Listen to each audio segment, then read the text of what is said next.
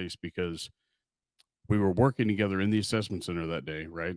And I think you were juggling. I don't even know what, I think you were juggling urine cups, if you remember, but you were juggling. And I think the reason why I remember it is that it was like a very organic laugh. And that's why I remember it most is I popped off with a little joke and I said, I always wanted to take up juggling, but I never had the balls. And you were taken back by it for a second and you just started laughing your ass off. Do you remember that at all? I don't. I don't. I I don't don't know. ever remember juggling urine cups. Although that's totally something I would do.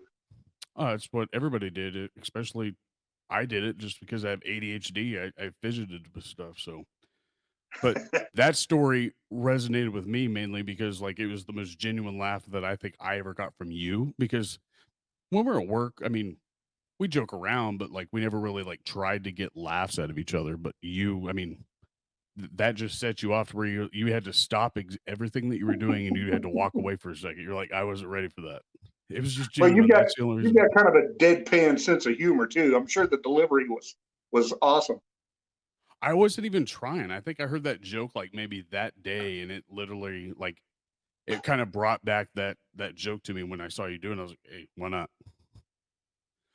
But That's probably why it worked because you weren't planning it. I try my best when it comes to joking, but usually it's just with my friends, and it's usually out of you're not allowed to say those types of things at the work, but we got away with it working where we worked. Right. Well, But and no, organic go ahead. humor is the best kind of. I don't even go to comedies because I don't like laughing on cue. I don't like Right. when somebody says, "Here, let me tell you a joke," and then at the end of it, you're kind of socially obligated to deliver a laugh. And if Right. it's fake, it's going to sound fake. I'm not good at that kind of thing. I prefer kind of spur of the moment, catch me by surprise comedy. So But that's I'm not really why surprised I at all wanted that you way. on here. You're not a spur of the Cool. moment kind of guy. Sweet. But But there are tons of stories. Like, I mean, you and we've hung out outside of work, our wives together. The Halloween party, you remember that? Yes, you were Peter Cottontail or the Easter Bunny or something like The that. deranged Easter rabbit or something. I don't know. It was Yeah, a I still we have that stopped at picture. the yeah, we stopped at the Walmart and I got a pink sweater, had gray sweats already, and I think I taped a cotton ball on my butt, and that was it. And then I Yeah, think you you had like made I made the what teeth, was didn't I? yeah, you made the teeth out of napkins, Okay, and I just stuck them up my lip. But sweet. no, I think we met for, a couple fights. You remember the Anderson Silva Weidman rematch that we went to? We met at Hooters for it when he broke his leg. Yeah, I Yeah. I mean, that just remember those that. little things, like, that's when we hung out, but most of our time together, I think, was at work. And Yeah, well, everything that we and that ever was the did case with everybody. But by the nature of our jobs, we were able to socialize and be ourselves to a degree.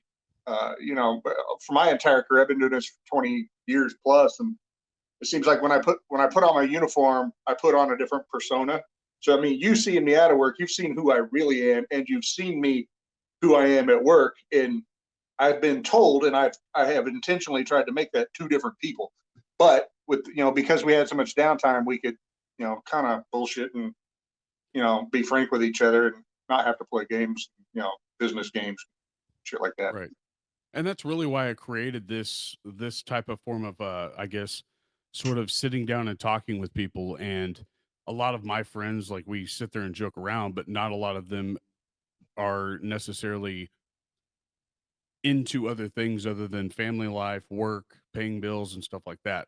But when it comes to individuals other than people that I directly hung out with, such as you have other stuff that you do, like hobbies and stuff like that. And that's really what I wanted to do with this type of show is focus on people that I know that I find to be interesting and full of abilities that not many people get to see. And that's you stuck out probably the most only because of the plethora of things that you've gotten into. Second would be probably my father-in-law. That guy, he could probably pick up a tool that he's never ever seen before and know how to use it just by either muscle memory or guessing on what he might think it's for. So, but why I wanted you on here is because I actually wanted to sit down and find out what makes Andy Garrett now. Like, what is it that I know about you, or what I don't know about you that, like, where did you grow up? What did you? I think I know what state you came from, Missouri, if I'm not correct, right? That's where I grew up. Yeah. Yeah. But I'm what originally is it from about Florida. Missouri made you now, or Florida? Oh God. Florida. Ugh, Yeah, my dad actually still lives in the same house that I was born in Melbourne, Florida, uh, yeah, which is just south of Cape Canaveral. My birth certificate actually has a little picture of the Apollo rocket, the Saturn V rocket, down in the lower left-hand corner of it. It's pretty cool.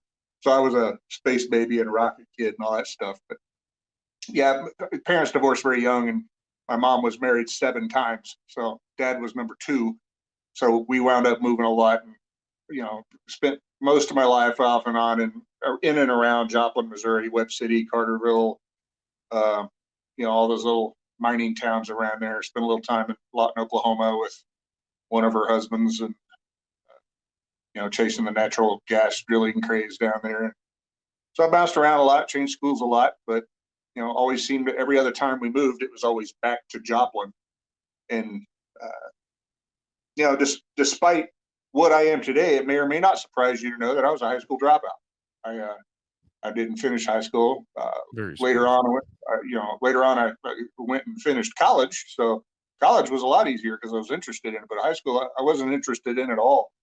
Um, I just wanted to hang out with friends, and uh, made a lot of grievous mistakes. Did a lot of womanizing as a young guy. Kind of burnt my reputation a little bit. So when the opportunity came to get out of Joplin, the time was right, and go rebuild a life somewhere else, and wound up in Wichita back in the early 90s, and just tried to pull my head out of my ass and do something meaningful, and wound up working in a hospital. Not that that seemed all that meaningful, but it kept me out of a lot of the trouble I got into as a kid. And I had already been a cop by that time. I did that when I got out of the Army. Left Joplin, ran off to the Army at 17. Uh, did a couple of years there. Went to the Gulf War. Came back.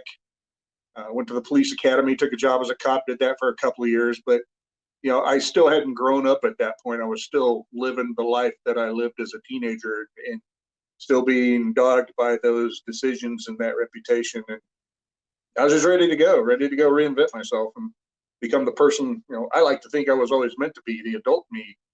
And, a lot of those people that I knew as a kid are still Facebook friends and stuff like that. But, everybody wants to talk about the good old days and reminisce. And I'm happy to forget everything that happened before I was like 25, except the war and the military. I'll keep those memories. Everything else, I'll happily let go of. It served no purpose.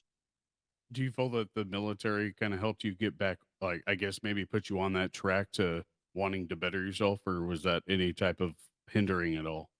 No, it was a step in the right direction, but that had its own pitfalls too, because come out of it's not like I ever had a drinking or a drug problem or anything like that. Never in my life, not as a kid.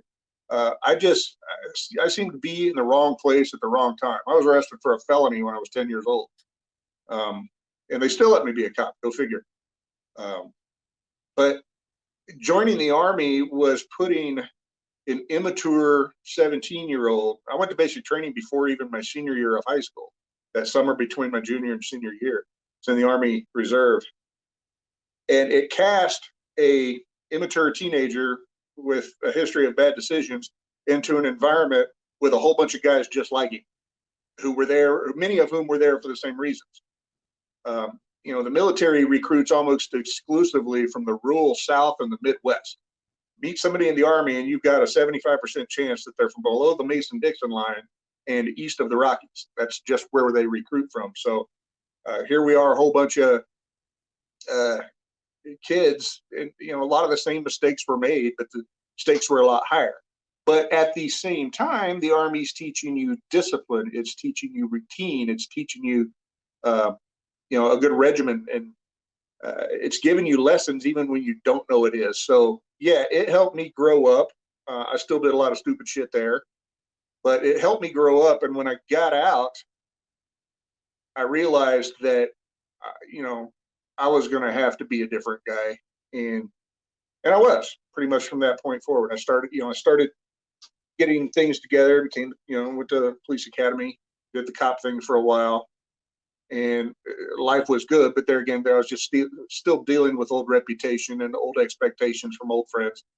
So I decided to move and went to truck driving school and wound up driving out of Missouri for a while. And then when a job came open in Wichita, I took it, and I never looked back. Never moved back to Missouri after that. Well, first, it blows my mind how I actually didn't know that you were a high school dropout. But what blows my mind about that is that not only were you a high school dropout, you're in one of my opinions that I have about you is that you're very well informed with like history, what's going on in U.S. Congress and stuff like that. Like it blew my mind. Like you knew literally everybody who was in the U.S. cabinet one of the years that we were working together at the hospital. Like I appreciate that. that's just one of those things that I noticed about you. I don't know if it's the fact that you read the newspaper, watch a lot of news or what, or where you get your information, but for somebody who dropped out of high school, like you know a significant amount about history. And that's really what I guess kind of brings us down towards other things that you do. But what is it that makes you like want to know those little things about like whether it be Well, history or Congress? being a high school dropout was a real blow against my pride. I didn't take an interest in history of those things in school. I was a very late bloomer to my maturity, and uh, in school, I would hear that, and I could still remember some of the things my high school teacher says. I can't remember what I had for lunch yesterday, but I can remember exact conversations I had with teachers in school, and I found that stuff interesting, but I didn't pursue it until later in life. And once I was a high school dropout, that period of time between then, and then I went to the Army and then went to the police department. It wasn't until I was almost 30 that I started college. That whole period of time, that decade or so there, I was really having trouble with my ego because I knew I was too smart to be a high school dropout and be doing nothing with my life. So that's when I started taking an interest in current events. And I told myself I didn't have to have a piece of paper to know stuff and to be informed. And I hated standing around listening to people have conversation and feel like I didn't know what they were talking about. So I made it my business to be able to participate in some seemingly intelligible way with people having those conversations to offer something of substance to it. So I paid attention to the world. A wise man once told me when I was very young that there's half a world that way and there's half a world that way. Go see it and pay attention, and you can make something of yourself. And I listened. Well, I guess the joke that was played on you, I guess, kind of aged well because wasn't it a guy at a party like you had said something smart and the guy popped off with who brought the nerd? Yeah, Michelle still gives me shit about I that. love that because you I'll, pulled it on me. yeah, I know. I'll put something on Facebook, just piping off somebody. I try to be not that guy who says, "Well, actually," because that's insulting, right? But I'll try to sneak it in there, like you don't know what you're talking about, and try to in a non-offensive way. And every time I do that, Michelle calls me out, and she'll type, "Who brought the nerd?" Because it's kind of a running joke between she and I just I. loved how it was like perfect timed. You said Yeah, it yeah. We were actually at Dusty's place there in West Wichita, owned by a good friend of ours, sitting at the bar talking about something, and I don't even know what it was, space or the atmosphere or something. It was something scientific.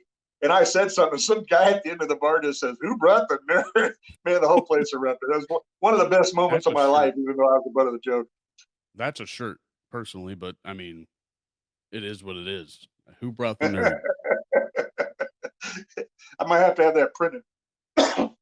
But no, uh, I mean, all the stuff that I know that you've done down, I guess, your current path of life since I've known you, I guess you and I met in 2011, and the only thing I personally knew about you, other than one, you worked security for the hospital, same one I worked at.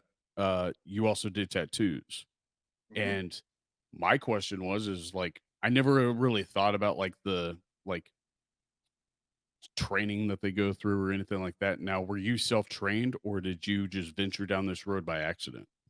Well, I'll tell you the story of how that came to pass. Do you remember Will, Big Will from security? Will. very big guy. He was one of the leads. By the time you started, I had been there 10 years. He might have left sometime around then, but in any Yeah. case, Yeah. he was my boss. We're about the same age. He might have me by a year or two, and he was kind of having a crisis. This was probably 2005, 2000. When did I start tattooing? 2003, 2003, and he was having kind of an early midlife crisis, not knowing he didn't want to be a security guard for the rest of his life in a hospital. So I was working at Good Shepherd at the time, and he would come out there on his rounds checking up on me, and he'd sit there and we'd shoot the breeze for a while. I said, you know what? I'm going to go to welding school. And then, I'd say, dude, you don't want to weld. You got a sweet gig. And I'd tell him all the reasons why that's not good. Now, bear in mind, bless his heart, Will was a big fella. He was about 5'7", well into the 300s. And, he would come in the next day and talk about how he's going to go to truck driving school. The next day he was going to be a carpenter. The next day he was going to learn scuba diving and do underwater pipe fitting and stuff like that. And it's like, dude, you know, great that you're ambitious, but you're just not really built for that kind of stuff. And so he would come in expressing his daily dream, and I would shoot him down. That seemed to be the routine. And one day he came in and said, dude, I got it. I'm going to be a tattoo artist. And I couldn't think of any reason why that wouldn't work. Okay, cool. Sounds sweet. Do you know anything about art? He said, no, you don't need to know anything about art. You get these little stencils and you put them on the skin and you draw them in and you color them. It's like a coloring book. Anybody can do it. And I've been an artist all my life, so I kind of knew that there was going to be more to it than that, right? And he knew I was into art, and he said, tell you what, you know art, so why don't we just do it together? You teach me the art thing, we'll practice on each other, we'll be all tattooed up, and then we'll open a shop and go into business together. I'm like, okay, cool. Where does one go to buy tattoo stuff? How do you break into the ranks of being a tattoo artist? I thought you had to know the secret handshake and, 3 knocks on the door and tap with the foot. And he said, no, you can get it on eBay. Go on eBay, get a kit, a little starter kit, and you're a tattoo artist. Sweet, okay. So I did. I went home that night, spent some money that I didn't have, ordering this stuff, kind of excited about it. And long story short, he never did. He was on to the next dream the next day. But I took an interest in it. I found a very good web page, or it was actually a tattoo shop's website. And in the Q&A section, frequently asked questions, it read like a textbook on how to do tattoos. And it was skin centric. It was all about the medical, what's going on in the skin, how the angle of the needle matters, how to control the actual physics of what's going on, which to me is perfect because that's how I learn. If I know why something works, I can do it if it makes sense to me. And tattooing made sense to me. And I said, I practiced on a banana a couple of times, and I called Will and I said, get your butt over here. I'm going to do my first tattoo. So I said, pick something off this page. There's a little sheet of super simple little flash, little butterflies and happy faces and crap like that. He says, no. He says, I want an armored fist busting out of my skin, holding a spine with a skull on top with horns breathing fire. I said, really? I said, that's what you want for my very first tattoo. That's what you want. And then he wanted it right here, right up here on his neck. So my first tattoo was one of the more challenging tattoos I ever did. And so you actually made it look 3D like that? Well, no, it wasn't a really great tattoo, but it was passable. They got better over the years, of course. I kept studying, I kept learning, I kept trying different techniques and found out what I was good at. Tried to tell people that when they want, if somebody come to me, I want a tattoo, I don't know what I want. I say, well, this is what I'm good at. Other people come to me and they know exactly what I want. The Chiefs logo. Okay, fine. That's a sticker. That's easy. And I did that for a long time. I never opened a shop. I built a shop in the house, as you know, and converted that. And it seemed like 4 to 5 nights a week for 16 years. I had people knocking on the door in the dinner hour to come over and sit for 2 or 3 hours and get a tattoo, sometimes 5 or 6 hours. And I did long running projects with sleeves and backs. And one girl I tattooed from her ankle to the top of her shoulder. did sleeves on both of her arms, sleeves on both of her legs. You know, some people I worked with a lot, some people I only ever saw once. But the fact that people came back for more most of the time was evidence that, well, maybe I'm doing something right. But yeah, I was entirely self-taught, just, you know, YouTube University. And that was back before YouTube, really. It was just what I could find on the internet, practice, trial and error, and found out what worked. And, you know, then a few years later, of course, tattooing is the biggest thing on History Channel and Discovery. There's tattoo TV shows, and, you know, there's like 5 or 6. So, of course, the cost of tattoo supplies tripled overnight when tattooing became popular. Yeah. Now, you know, the same thing with this knife making. It's got a TV show. Supplies went through the roof. So it's like once I take an interest, you know, a couple of years later, the world takes an interest and kind of steps on my toes a bit. But 16 years I did tattooing before my body could take it anymore. And that's It's and very that's why hard, you quit, very hard right? on the tendons. Yeah. Did you have carpal tunnel also? Like carpal tunnel issues with Yeah, your well, I had hands? carpal tunnel from a previous job, but you know, when you're tattooing, you have to do 3 points of stretch. You got to put your hand on the skin, stretch it this way, put your palm on it, stretch it this way, and then do intricate artwork while your shoulders, your elbows, and your wrists are all under tension, and you've got this tight pull, so you're constantly stressed while trying to do really beautiful art.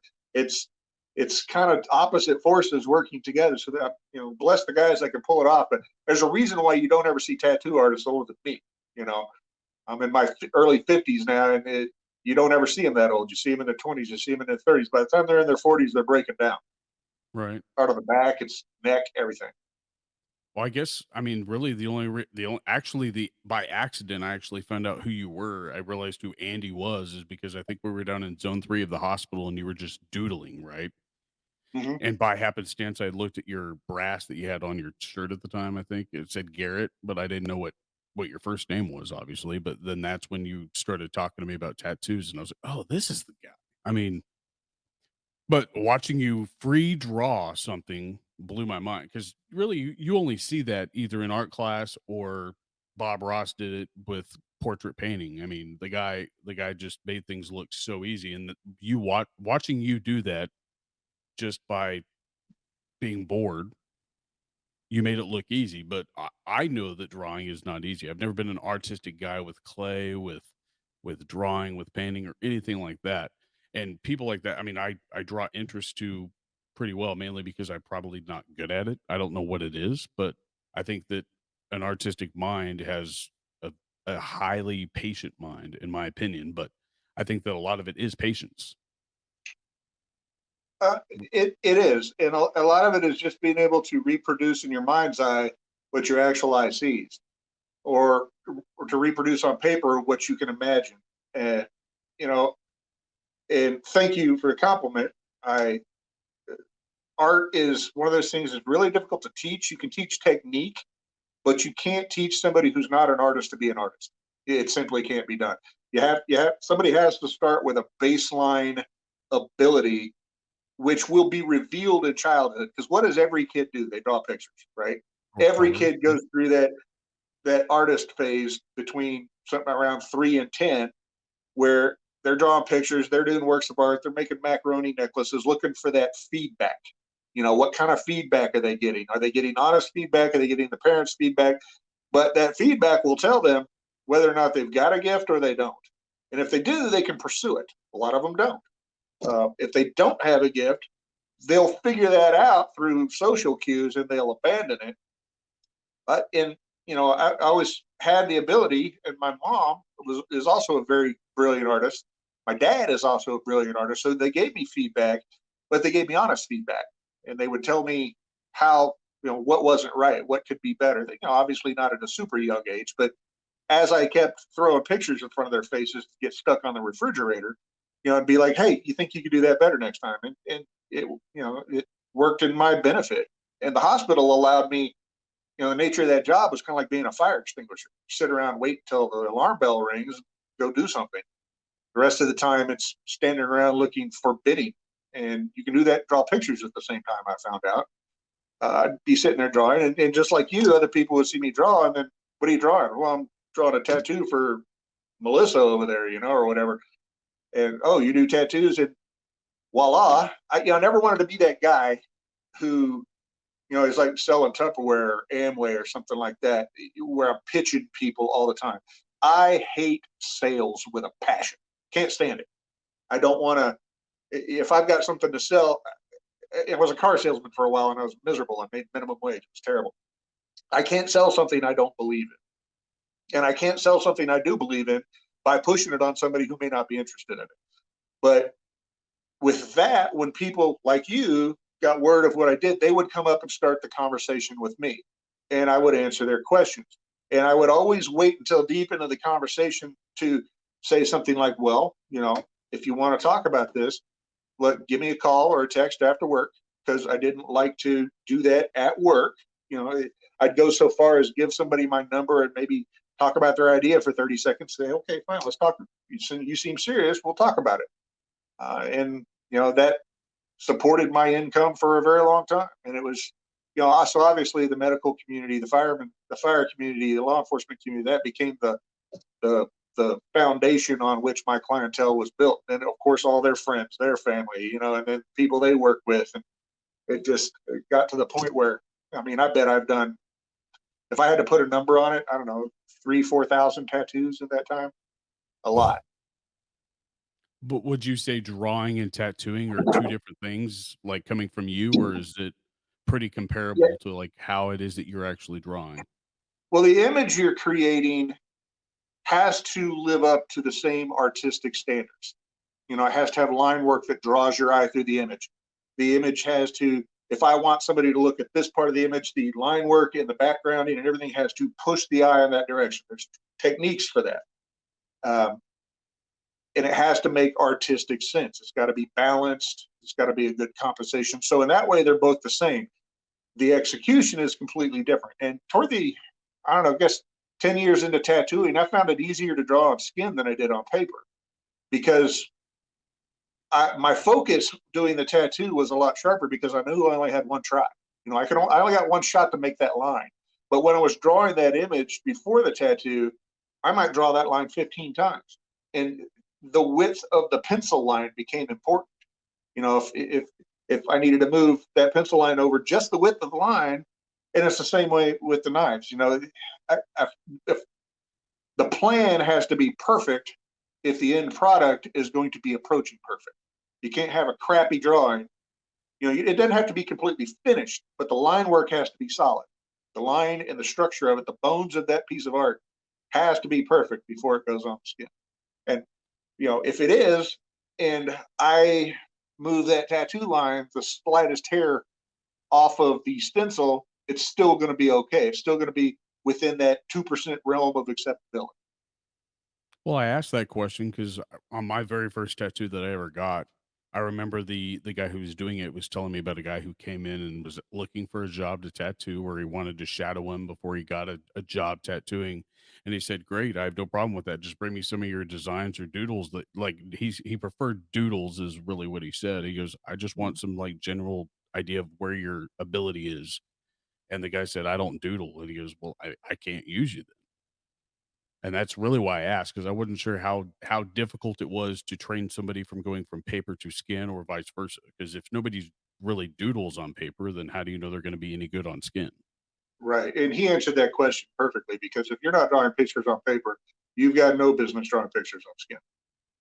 You know, Right, it's the same way with the painters. You know, even Jackson Pollock, the dribble guy, with you know, slung paint all right. over the canvas and all that. Years after his death, going through his files, they found drawings of those images. He would draw those. They had to be planned. I mean, so he wasn't just freehanding crap onto a canvas. All the great artists plan everything. Da Vinci, he planned everything. Everything was built in stages.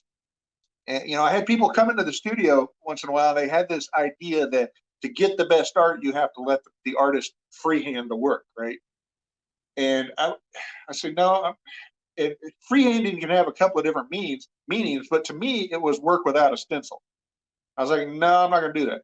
I will draw you an image. I will create an image myself. We won't copy anything from media. We won't pull anything out from that we found on the web. We'll create a unique, you know, organic image just for you based on your criteria. But I'm not going to just stick a needle in your skin and go to town. It would look like a third grader did it. You know, even Right. And I don't know a tattoo artist that would do that. It's irresponsible.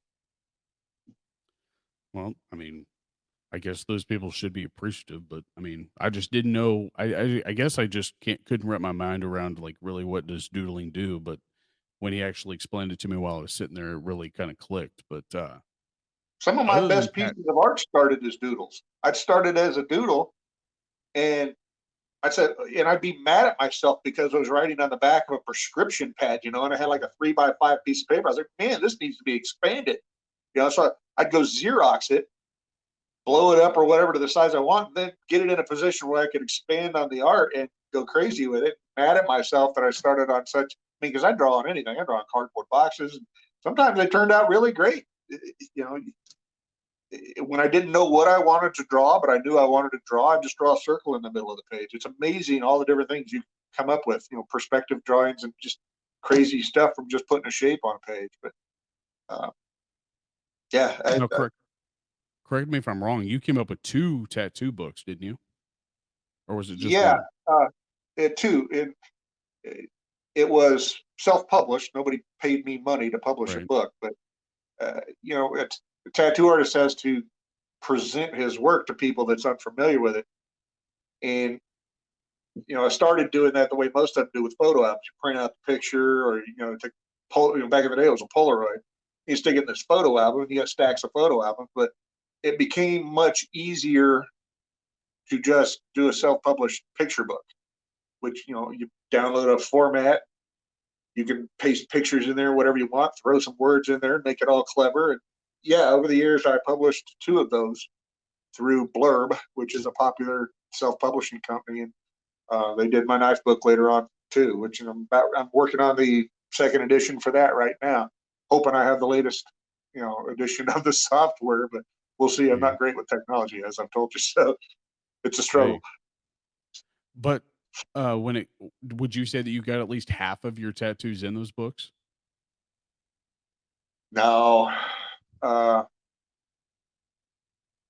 no, I don't think I got half. Because I mean, bear in mind, a lot of the tattoos I did were the same old thing. There's only so many nautical stars. There's only so many compasses. There's only so many kanji symbols for eternity.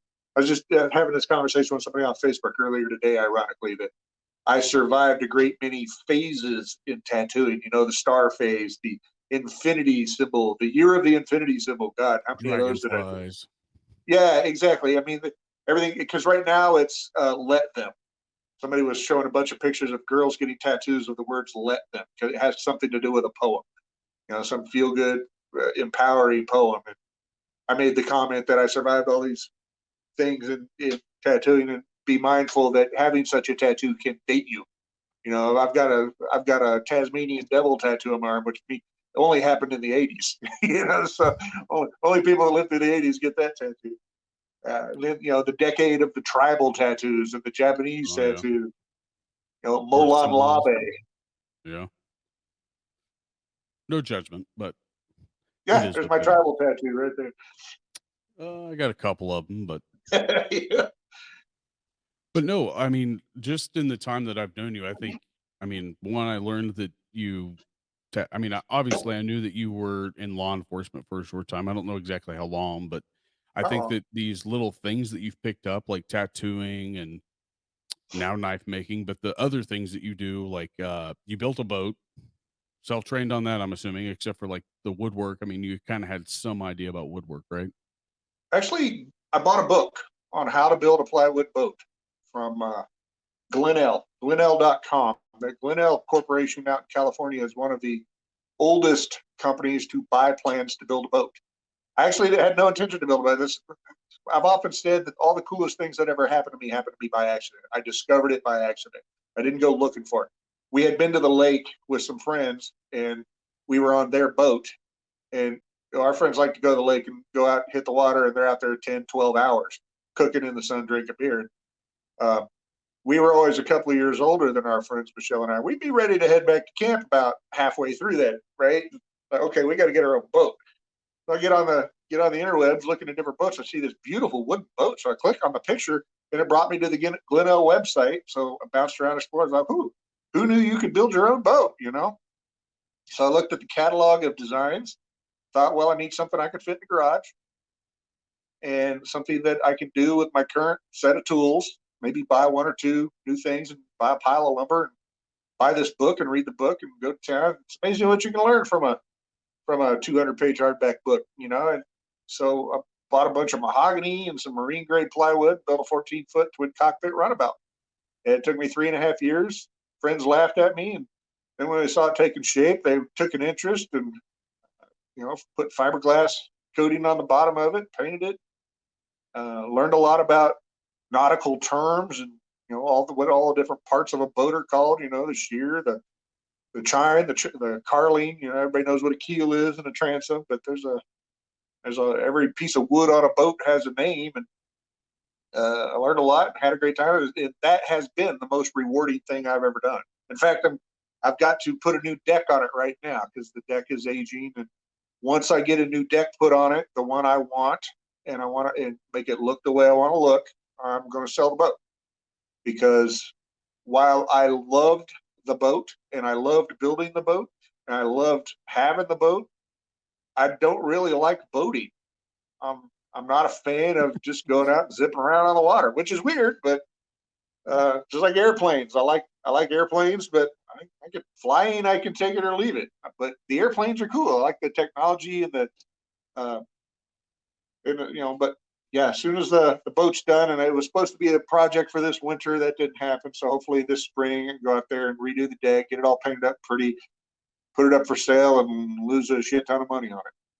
Because I could have bought 3 boats for the cost of what it took to build one. Really? Yeah, lumber's expensive, dude. Oh yeah, now it is for sure. But Yeah. like all solid bronze screws, solid bronze nails. Did you finish that in 2012 or 13ish? I laid the keel in 2011, so I finished it Okay. in 2014. I'm guessing. Okay, so about the same time that I actually started at the hospital. So, Okay. and the name of that boat is Morning Wood. You That's can the thank most original my name. lovely wife for that, man. We I were was sitting taken there back because thinking she's of the one names. that told me that she named it, and I was Yeah, like, "No way." yeah. I wanted to call it the Other Woman because I spent all my time with it in the garage for all those years, Either And one would have been a original name, but Morning Wood, I yeah, think, takes the cake. Morning Wood, man. When I'm at the dock putting that thing in the water, kids will read it, ask their parents what it means. It's hilarious. A Morning Oh, Wood. he just likes wood in the morning. It's funny as hell. It's a conversation starter for sure, but Yeah, my original, I buddy think Adam. that's. Go ahead. Oh no, I just think that the originality, I think, is what really sells it. We had the little sticker for the name made by our buddy Adam there in town. They own Superior Signs, and he made that from a solid gold. It's actually actual 24 karat gold leaf laid in on the name. Like the old wooden boats of the 30s, 20s, and stuff. It was a lot of fun. Jeez. So you made a boat. Also, I think in that time you got your pilot's license. I'm not sure exactly what year you got it, but I know that you got your plane in around 2013, 14. Yeah, I got my pilot's license. I did most of my training. Took about 6 months. Um, See, there's another thing and this was being clever on my part.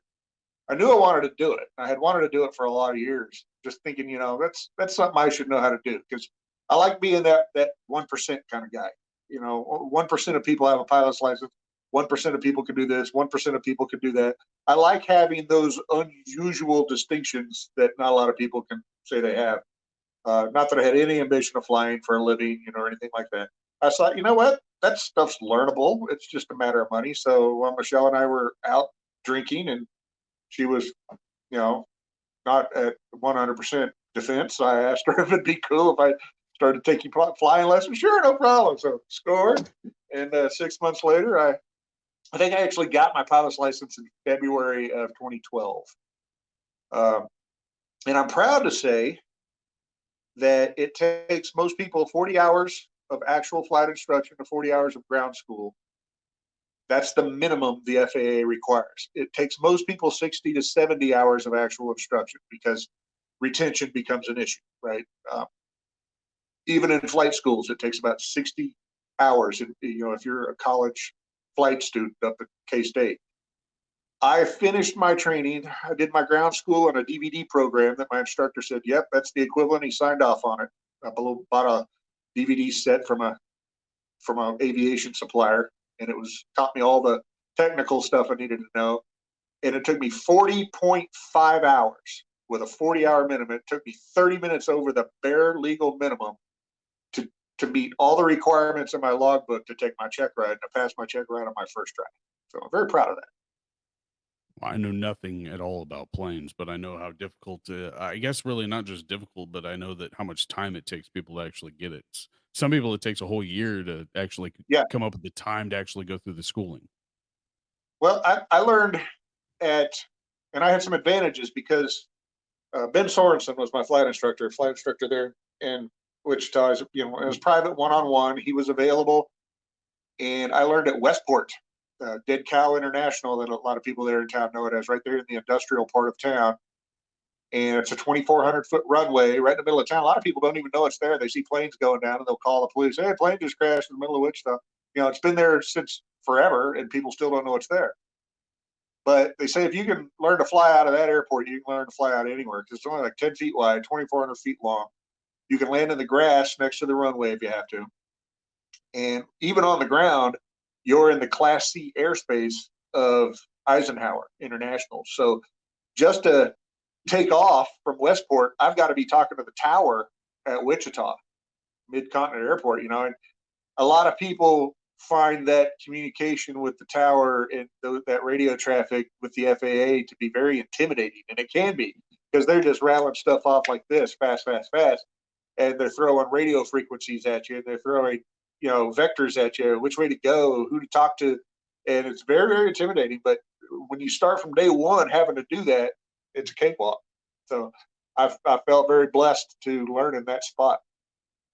So are you only licensed to fly one type of plane, or are you licensed to fly one class of plane, or? I am licensed to fly any single engine land-based aircraft under 200 horsepower with conventional gear or tricycle gear, which means I can fly a tail dragger. I took extra training later to fly a tail dragger, which is more complex.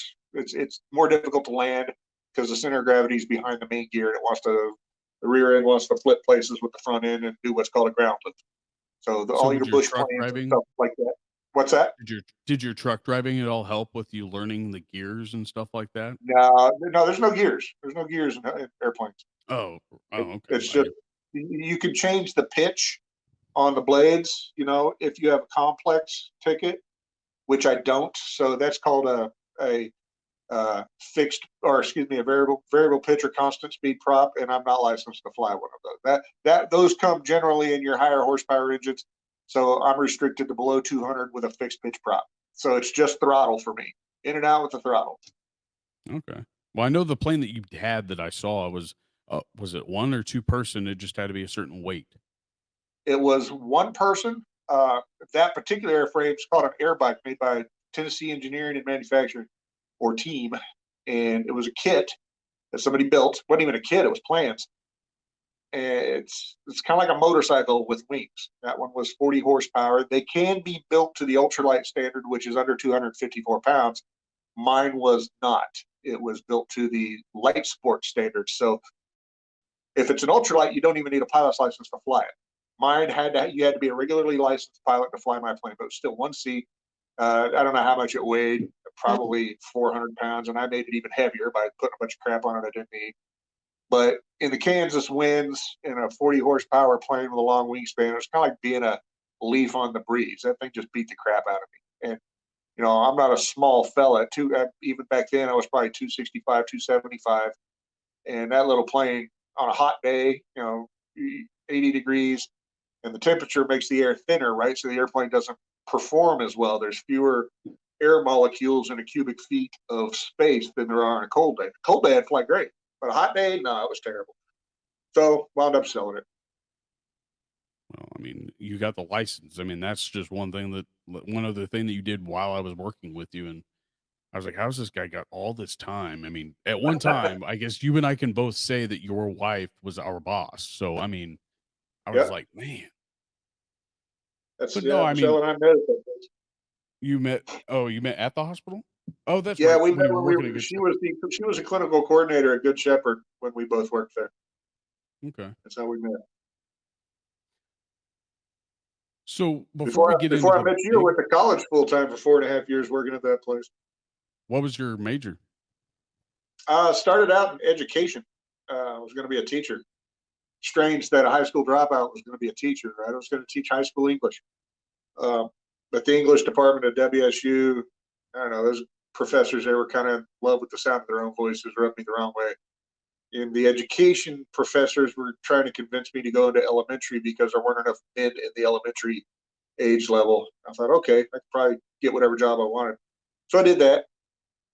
And I learned my senior year, second semester of my senior year, while I was student teaching, coming up on graduation, that I just really didn't like kids, which was a really inconvenient thing to discover, having just gone to college for 4.5 years to be a teacher, or 4 years at that point, 3.5. So I went to I realized, with a military and law enforcement background, I was not going to last long as a teacher. The discipline problems I mean, you've seen the horror stories about what teachers have to put up with in class. Can you Oh yeah. see me tolerating that?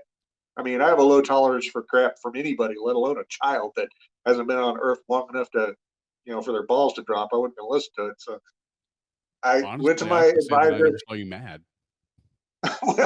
Well, So, I try not to. I try not to get mad at work, but I also did. I wouldn't let conversations be prolonged when they didn't have to. I didn't let people monopolize you guys' time because other people needed your care, right? right. And it was just unfair for them to be assholes when they didn't have to be. So I went to my advisor. I said, "Look, this was the wrong choice for me. What can I do?" And education, you might be surprised to learn at that time, this was circa 2003, did not require a foreign language. It's one of only 2 degrees at WSU that did not require a foreign language because it was so course heavy in all the other stuff like multicultural education, how to teach, curriculum and instruction, all the things other than your major that you had to learn. So they said, well, you don't have a foreign language. You can either go to school for 2 more years taking sequential foreign language classes to get the hours, because you can't take them all at once. I thought, well, that doesn't sound fun. So what else you got?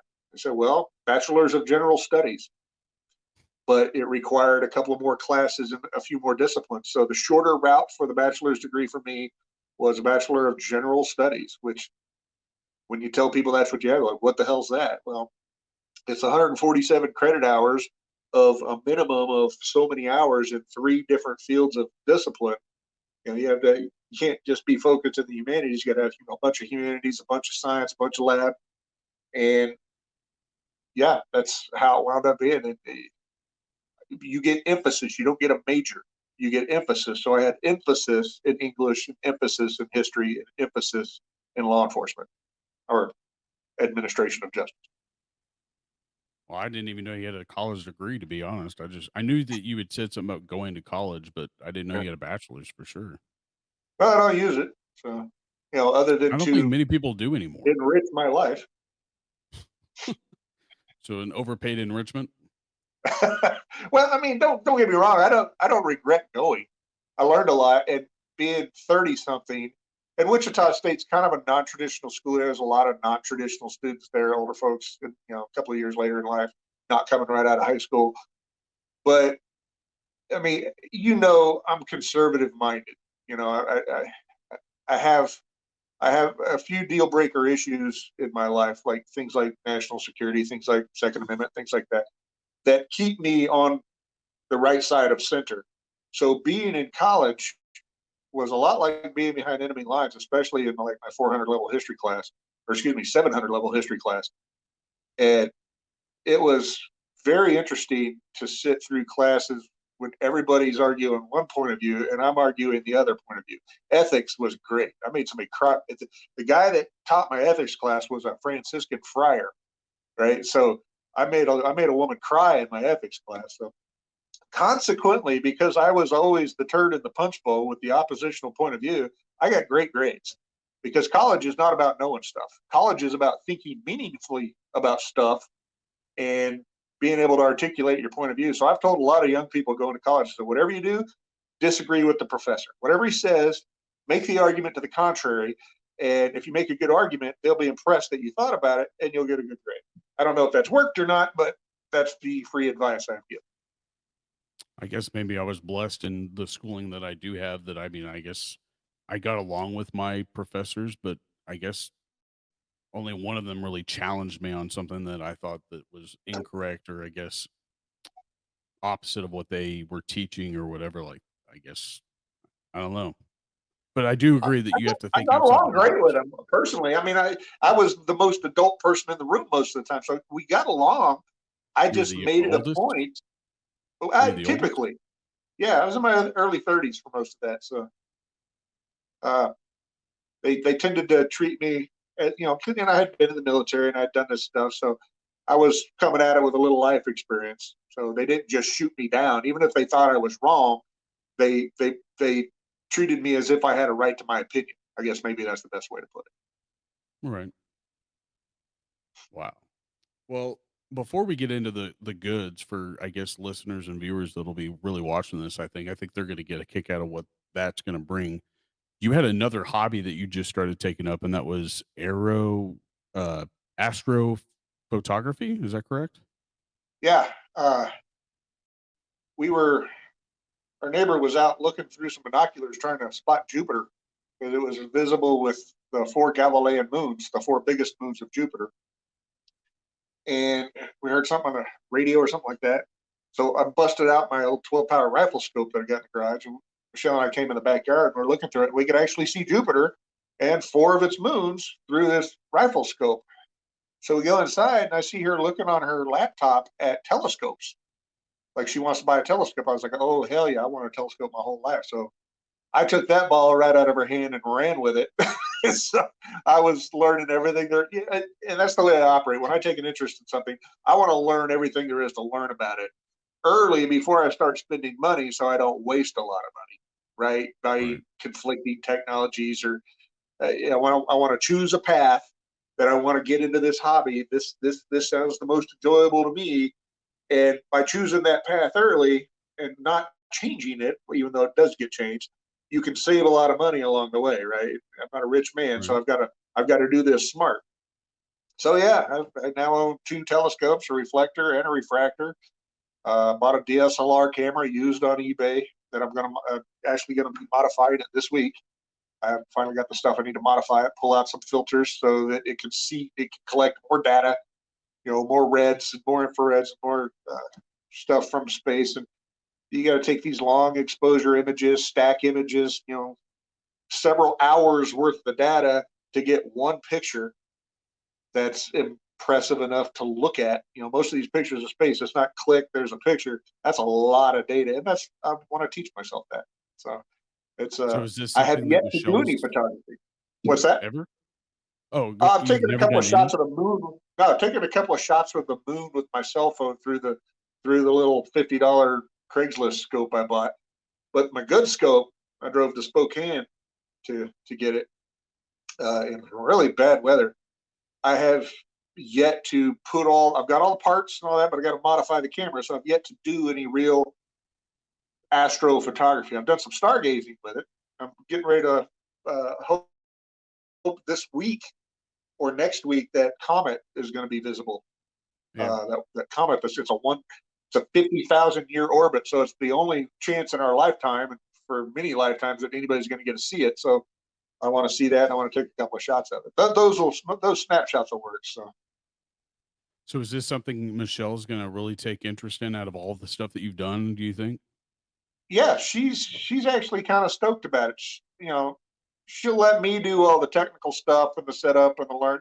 She'll look through it and enjoy it, and she's not going to get into the photography. And we'll take it with us when we camp. Because when you camp up here in Idaho, you get really dark skies. You're out in the middle of the mountains and you look up, and the Milky Way is just this big bright band across the sky with multiple shades of blues and reds and cool stuff. And that's really going to be a good environment for astrophotography. Even taking broad pictures with the mountains in the foreground.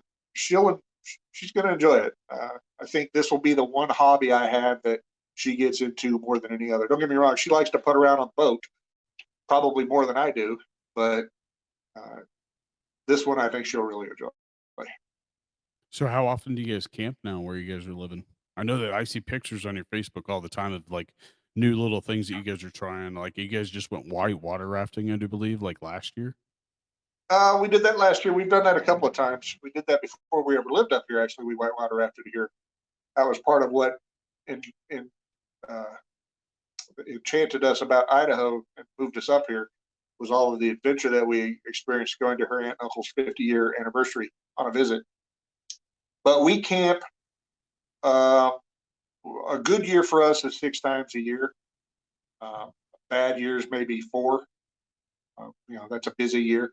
But we have 12-hour hospital shifts. We get 4 Yeah. days off together, so we can go camping without burning any PTO. And we camp in the middle of the week because we work every weekend. So campgrounds are open. We don't have to wait in line. We never get turned down.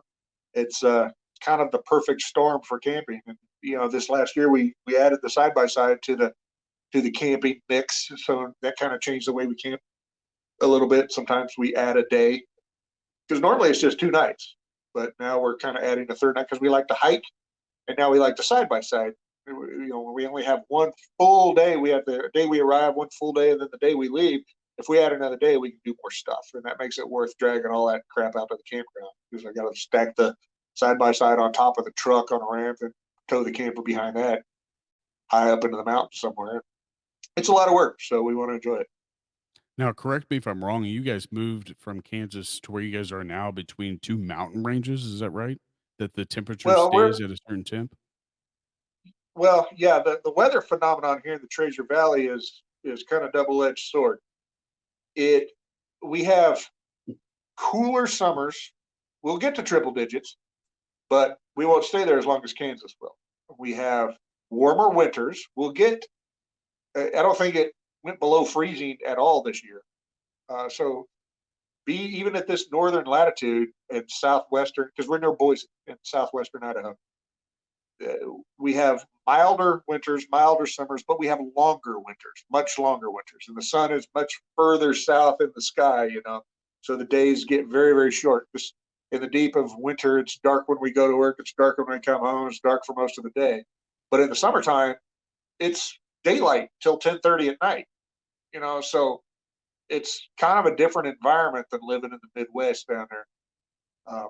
But yeah, the weather here is just it's mild and it's cool. It snows, but it doesn't howl. The one thing we don't miss about Kansas is the wind, even though today Oh, is a little blustier than normal. But in Kansas, this wind that I'm having today would be nothing, because be a quiet day every here. time we go back to Kansas and we step out of the airport, we're like, holy crap, I'm ready to go already.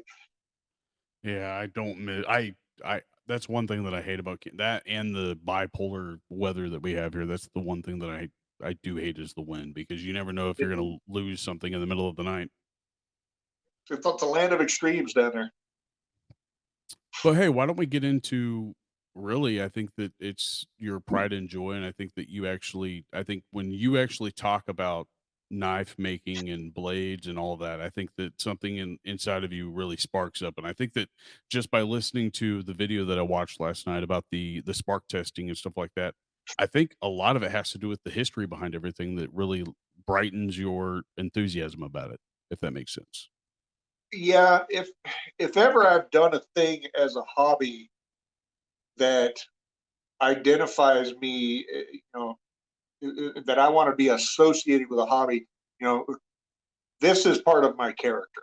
I'm sitting in my knife shop right now. I'm sure you can see patterns behind me, all kinds of tools, a lot of tools I've made myself. Knife making is very unique. It's special to me because when I was 12 years old, my mother took me to the public library in Joplin, Missouri to get my very first library card. And I did the paperwork, got my library card, walked around, didn't want to embrace the Dewey Decimal System at that point. So I was just going to walk around. There you are. Hey, dropped out. Oh, no biggie. Where did you lose me at? Where do I need to pick up at? You were just then starting about like you didn't want to embrace the Dewey Decimal System, and Yeah, that's so about right where you faded. walking around the library, and I grabbed the first book off the shelf. I look at it, and it says step-by-step knife making. You can do it. So I flipped open the book. It's got pictures, with really cool for a 12-year-old. And I thought, well, I kind of like the way this is laid out. The back of the book, and there's these cool knives with these etched images on them, and these pictures of knights and scenery and animals and whales and elks and deer. And I thought, yeah, this is pretty cool. So I checked out the book, brought it home. I read it again, and I read it a third time before I had to go back. And I told myself then at 12 years old, I really want to try that someday. I want to make knives. But at the time, I was being raised by a single mother.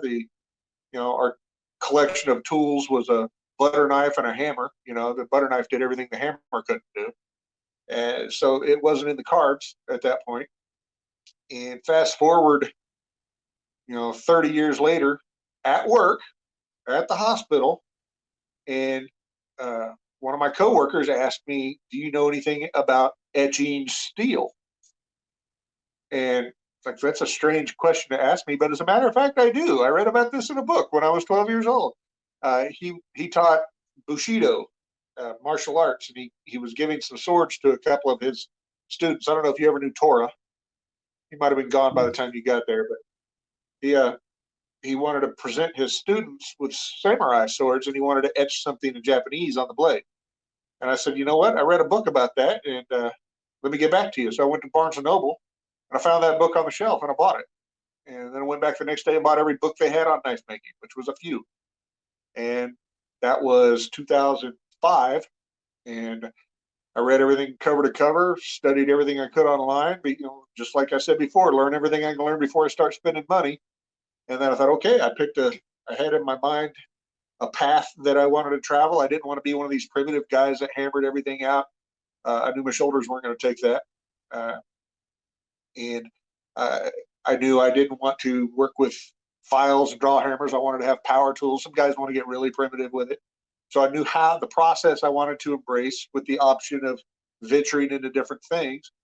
And I started tooling up, and I've been a knife maker ever since. And that has truly become a part of my identity, because there's so many different disciplines you have to learn. There's woodworking, there's working with synthetic. There he is. Oh, sorry about that. Oh, I might be good. too far from my router. No biggie. I'm just writing down the times, and that helps me go back and edit. So it's really not a big deal at all. So, but you were literally at the point where you were talking about how it's your identity, and then that's kind of where you froze. Yeah. Knife making I'm happy to be identified as a knife maker. Sometimes as a tattoo artist, people say, Tattoo Andy, or the Andy the tattoo guy. And every conversation that followed once people found out I was a tattoo artist was, well, what do you think about this tattoo? Or how much would you charge me for a dragon? My favorite answer would be, well, that's kind of like asking how much a blue car costs.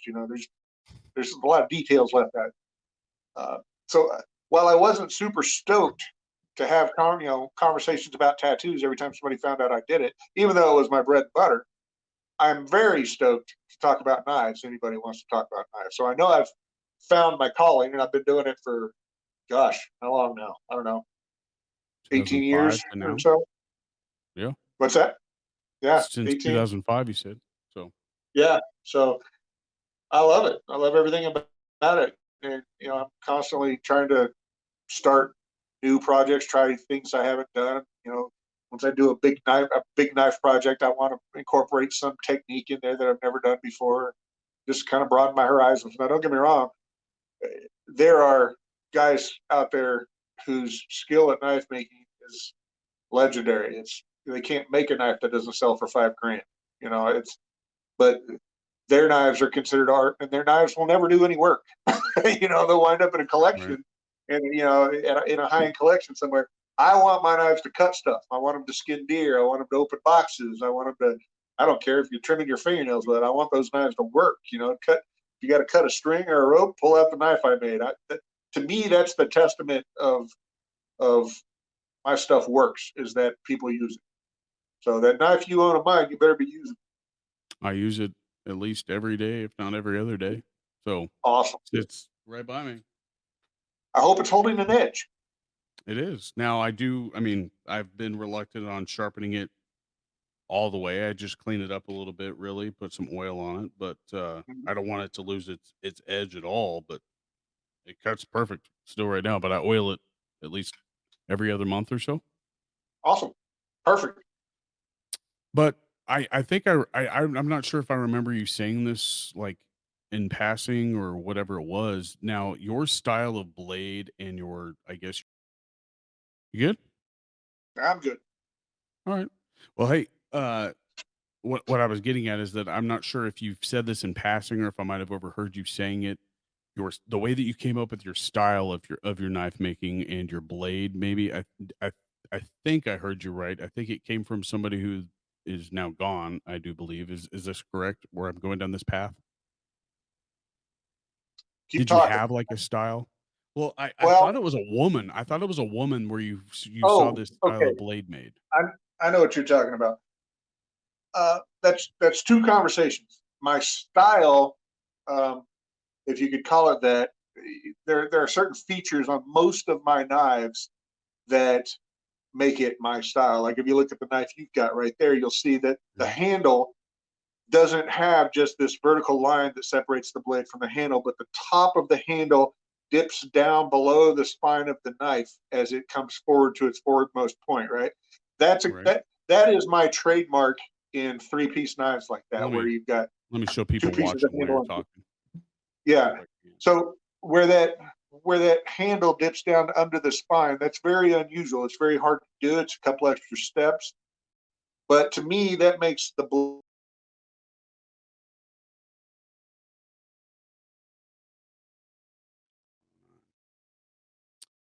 I hope you're not getting too irritated with it. No, I'm wondering if there's anything I can do to help. Is I your mean, I've got Wi-Fi on? 5 bars on Wi-Fi here. Maybe try turning it off and see if you don't lose signal. I don't know how well your signal is for your data or anything. I don't know. Anyway, We'll see. uh, what I was saying was that that one feature of my knives and the organic shape of them, because I like everything to be bent and flowing and to have curves, because curves are sexy. Everybody likes curves, Of as course. opposed to just straight lines and stuff like that. So that's my style of blade. What I think you're alluding to is a lady named Francine Larstein. I mentioned it earlier in that book that I picked up from the I library. listen. I do want you to know that I listen. Yes. Uh, when I flipped to the back of that book and I said I saw those knives with knights and horses and animals and stuff on them, that was a technique called the aqua regia technique, pioneered by Francine Larstein and David Boye, who was the author of that book. And they were able to etch images in their knives using wax and asphalt as a ground. And then they drew pictures in the wax and then dipped the whole blade in acid through. It's not that simple, but that's how they revealed the image in the steel. And I've been in contact with her. She's an old woman now, but she helped talk me through some of my early questions when I got to the point in my knife making where I thought I had knives worth that kind of embellishment. And I've kind of pioneered a little bit. Instead of using wax and asphalt, which is really messy, I use spray paint, white spray paint with a satin finish. And then I can draw the images or transfer the images the same way I transfer tattoos with stencil paper, actually using the same stencil paper left over from my tattoo career. I can transfer those images onto the steel that I've pre-drawn onto a paper full-size version of that knife.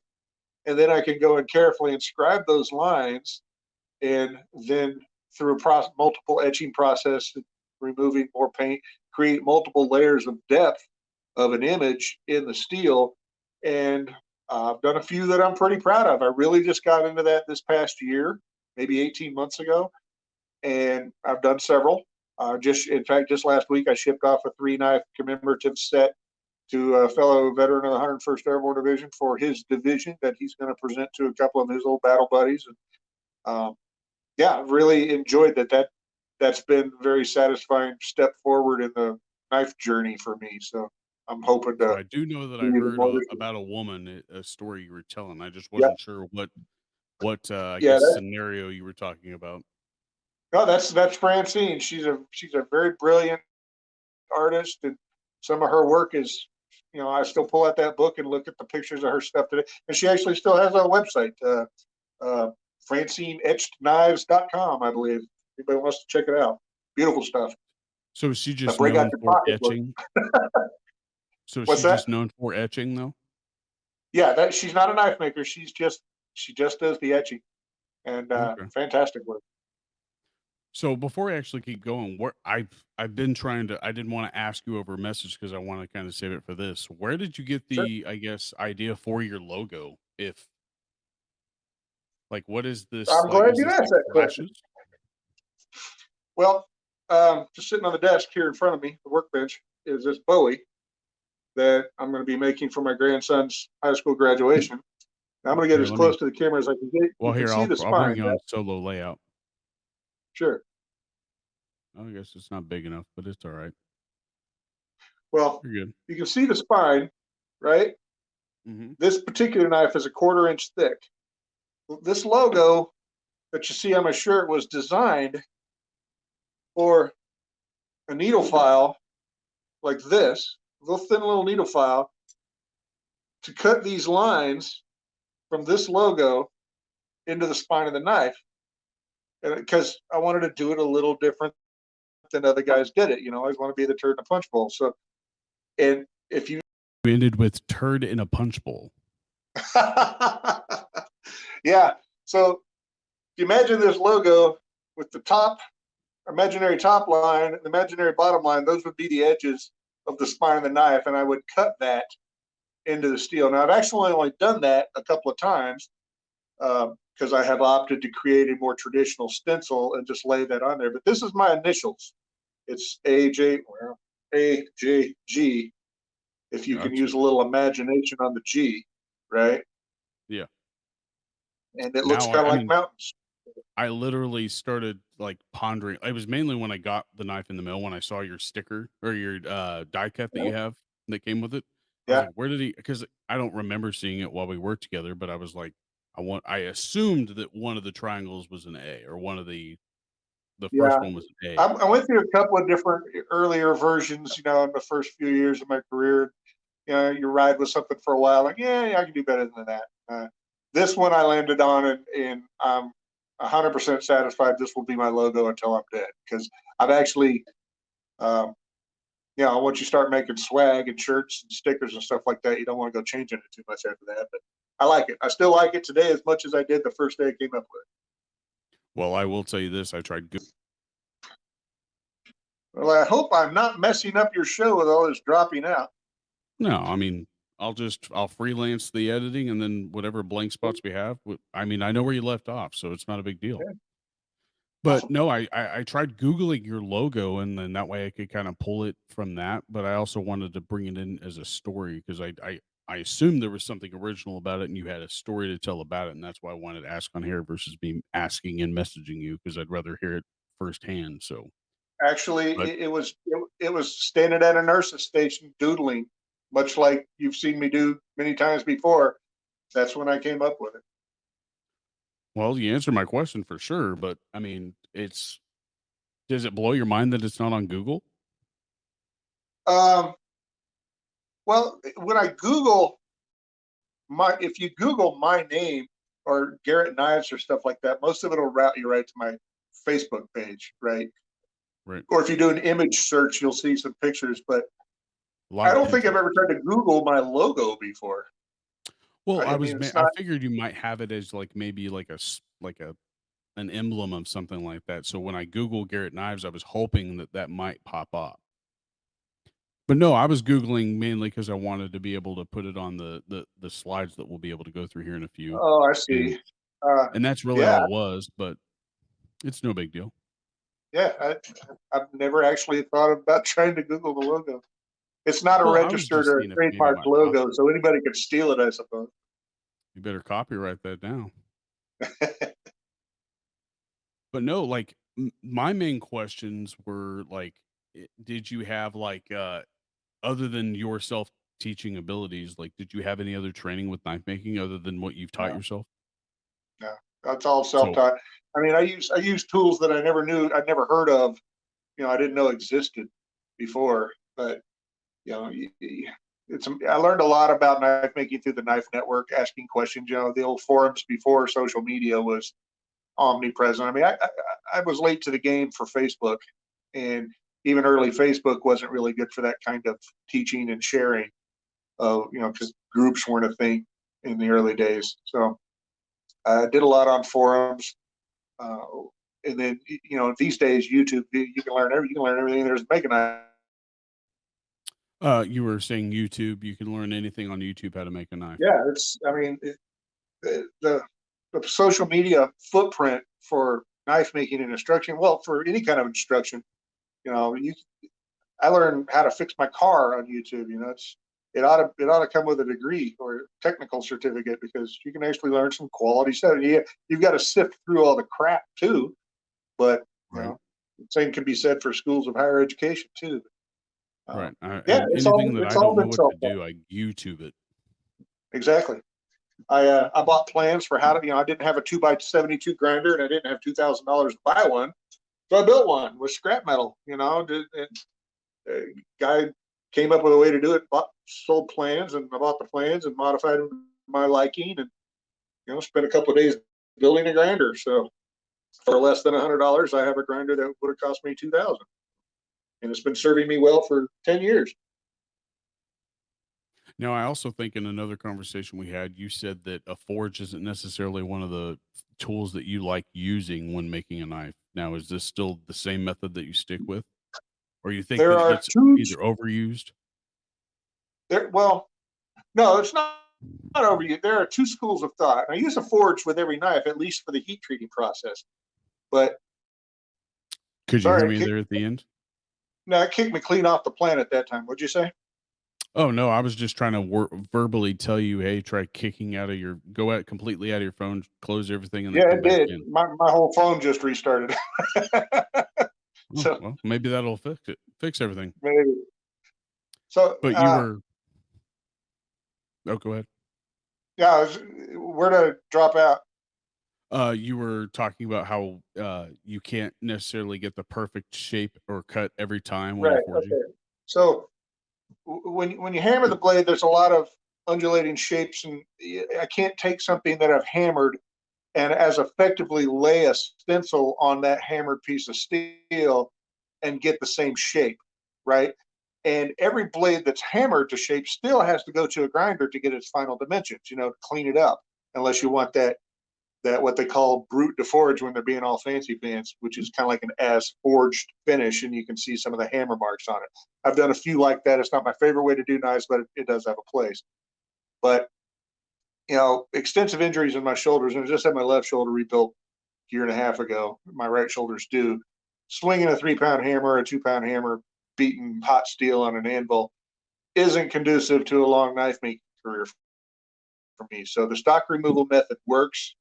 There's debate, about which is better, and the debate goes both ways. And it's kind of like religion. Everybody believes what they believe, and it's a source of a lot of fun among knife makers.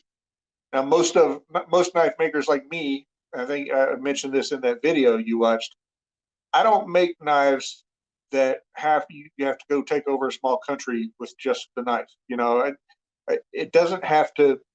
I'm not going to be chopping through ammo cans and ice blocks and nails and 4x4s that are pressure treated like they do on Forged in Fire. I make knives that are meant to do what they're meant to do. A pocket knife will cut all the things a pocket knife cuts. A chopper for camping will cut some wood, cut some rope, do all the things camp knives should do.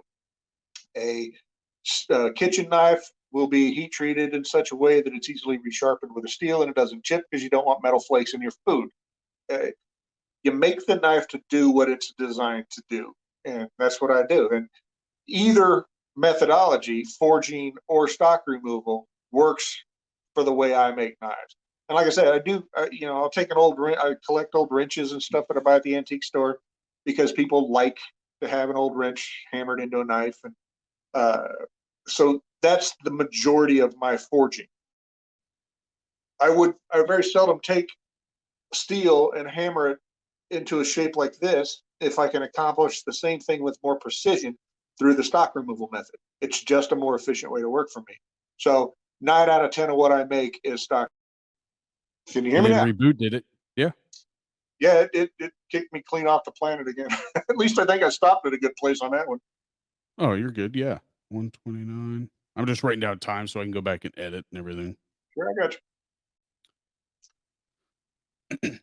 But no, you ended that off with it's just a more efficient way for you to make knives. I'm assuming Exactly. just not only do you like the way that the turnout of the knife is, but also your shoulders and the wear and tear on the body and Sure, stuff like that. sure. I mean, I Now, learned through tattooing that you have to take care of yourself. You're going to have a short career, and every knife maker has a different journey. We're all using different kinds of tools, using the methods we like, creating the kind of knives we like, and there's a many different ways to do it. And there's paths that cross each other. I can pick up ideas from this guy, and your path will change over the years. When you get bored with something, you'll do something else. now, before we get into some slides, I'm gonna just for people who are Sure. watching who are gonna be able to look at all this. Now, do you have like an ultimate goal in mind, like with your knife making abilities? Like, do you have like a I guess some people on YouTube have said that they want to be considered a master bladesman, which is very hard to get the actual title of. And No, I'm a lot of those guys are members of the American Bladesmith Society. you were saying they were all a So part of the Bladesmith Society. yeah, the American Bladesmith Society is a group, and they focus almost exclusively on the hammer and forging part of knife making. Everything's forge welding, Damascus. It's manipulating and mastering the steel through the thermal cycling process with the hammer and the forge. Um, my thermal cycling, when I heat treat a knife, I use the forge, and there's some tricks to that. But I'm not a member of the ABS. I don't have a journeyman, and they get a little stamp that they can put on their knife, which either says JS for journeyman smith or MS for master smith. It's kind of like having a PhD behind your name, I guess, if you want to think about it that way. But I have no interest in that. This will always be a hobby for me. If it makes enough money to keep the hobby going, that's great, and that's where I'm at now. This does not pay the bills, not by, Right. and I get I have the shirts made and I have the stickers made to give it a little bit of gravitas, and the shirts make great packing material. Yours are wrapped up in a shirt. Yep. And Don't get too frustrated. It's going to no, be all I'm good. right. I'm good. I just I feel bad that I'm ruining making No, this a lot of work for you later. you can't ruin anything. It's all technology. It'll be all good. But no, yeah, it came wrapped in a shirt. Yeah. Mainly I was surprised that because I asked Jamie, I was like, "So what's this cost on her?" I'm not ever stingy with whatever she buys, right? I was just curious. And well, what's this? And she goes, "Don't worry about it." And usually what that means she's trying to be something secretive, but Yeah. I had no idea. I was even Googling because when she said it, I started Googling like where like this billing thing was coming out of, and like there was nothing on the internet. I was like, man. But Well, no, I've wanted one of your blades probably since I left the hospital in 2014. So 25th, yeah, 14. well, I'm glad. I was super honored when she contacted me, and that's always kind of like I mean, it's a humbling moment when somebody will shell out, you know, something to the tune of hundreds of dollars for something that somebody made with their own hands. That's quite a. I was saying it's an honor when somebody will shell out money to buy something that you've made, and that's never lost on me. So I always try to over deliver. I always try to. I don't ever want somebody to open a knife that they've had high expectations of and feel like that they paid too much for it. That to me is a failure of colossal proportions. And I'm not aware that I've ever disappointed somebody like that. So I hope I never do. Like I said, it's a hobby. If I was doing this to make money, there are better ways to make money, believe me. But I get a lot of reward from my time spent in the shop. It keeps me at home. If Michelle wants to talk to me, a couple of steps and she's out here with me, you know, and kick the radio on with some old classic rock and roll and just do my thing. And I there's very little I have enjoyed more than this. Of all the things I've done, this is my favorite. Well, it definitely shows. I mean, just you talking about it, and I also the can't hear post that you. you have on Facebook. You can't hear me? There you go. I could hear you. Your mic was muted on your end, so I don't know what was going on there. Oh, yeah, I couldn't hear you either there for a minute. Well, I could hear you, but for Oh, some reason you couldn't hear me. I mean, you oh, sounded weird. a little distorted, but it wasn't too bad. Um, But well, no, I'm about 30 feet from my router. So I mean, I'll get it to work. Every time you keep cutting out, I'm just kind of explaining other things that you've done. So, but hey, why don't I'll we get sure, into these slides? sure.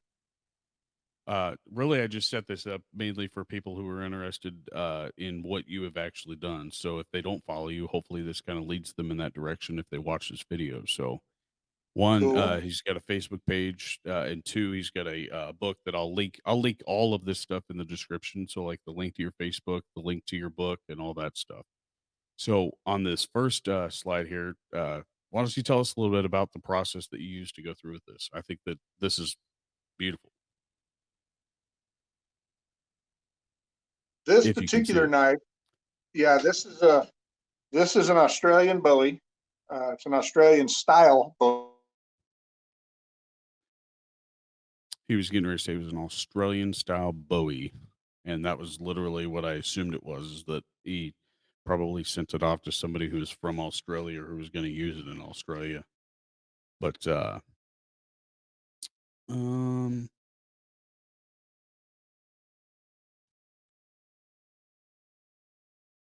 So as I was saying, this is an Australian Bowie knife. I have a colleague that I worked with until he retired recently, who is from Australia, and he commissioned this piece. We talked about what kind of design he wanted. He wanted to celebrate his heritage. So all of the imagery on that knife is Australian based, of course. The wood of the handle is ringed Gidgee, which is an Australian ironwood type tree. The pin work in the handle is representative of the Southern Cross, the one of the more dominant southern constellations in the southern hemisphere. And I achieved this through 6 stages of etching. Painted first to bring the finished blade to a mirror polish, paint it with satin white paint, transfer the image, and then in stages start removing it from the background to the foreground. You know, the furthest things back get removed first because they're going to be etched a total of 6 times, going deeper, creating more relief.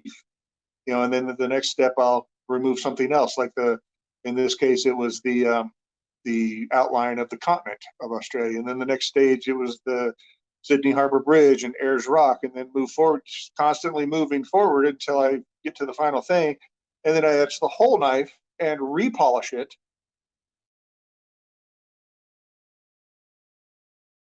and for those who are listening, he's just kinda going over the process that he has of what he went to designing the etching on the blade that he's had on here. Right now, like, what people who are watching are looking at is a kangaroo, and it's just got all these graphics in the back, so hopefully here he comes. Where did I end? You ended on the bridge, Okay. and that's kinda Yeah. where you kinda cut out.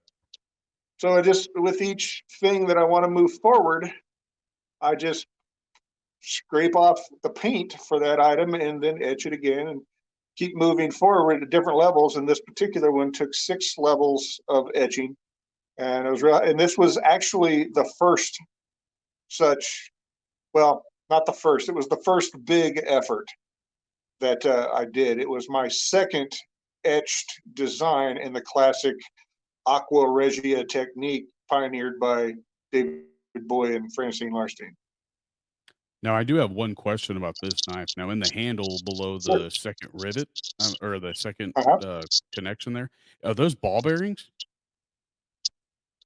Those silver things on the big part of the Mm, handle that you have a uh, picture of? no, those are pins that go all the way through, but they're domed and polished. Oh, okay. I was You know, kinda I you didn't know if it measure was it, like and a then signal or something like that. no, that's the Southern Cross. That's the constellation of Oh, the that's Southern what you were Cross, talking about. which is Okay. Okay. yes, Now I exactly. get it. That those four silver domed pins represent the Southern Cross. Okay. Well, hey, I got this one right here, and this one's it's a little far away, but I got what I could get out of it, and I think this will still do it justice just by people seeing the artwork on the blade itself. Yeah. This was another piece for, which is actually the same profile of the one I was holding up earlier. It's and all of these profiles, by the way, are of my own design. I don't copy anybody else's work. I don't make knives from movies and stuff like that. This one was from a fellow 101st Airborne veteran of the Gold. And for again, people who are listening, since I mean he keeps cutting in and out, and that's not a problem for me. So I'll kind of talk about what I'm seeing. It's literally like almost a portrait of a military firing a rifle, and then I think you could sort of see a ship out there. And it was made for a veteran who was in airborne. Can you hear me? Yep.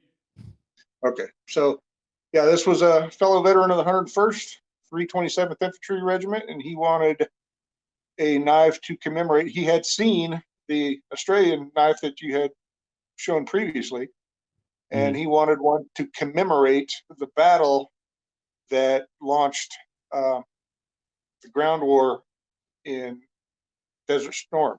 And he was a member. He participated in that battle. That feature in the middle is a quad gun that helicopters took out.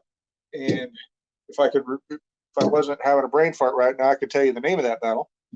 But yeah, and all of the insignia, the airborne, or excuse me, the air assault wings, the Ranger tab, all of that stuff is certifications that he himself had.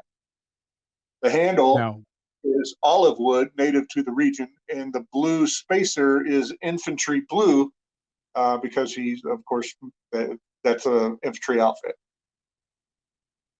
now, when you do customizations like this, do you ever have you ever asked probably a seller or buyer? Oh, he cut out, but I'm gonna ask him if he ever gets like hand measurements, and that's I guess I was kind of interested in that about like if he wants it to be if it's for functioning regular use rather show kind of like probably what this one was made for.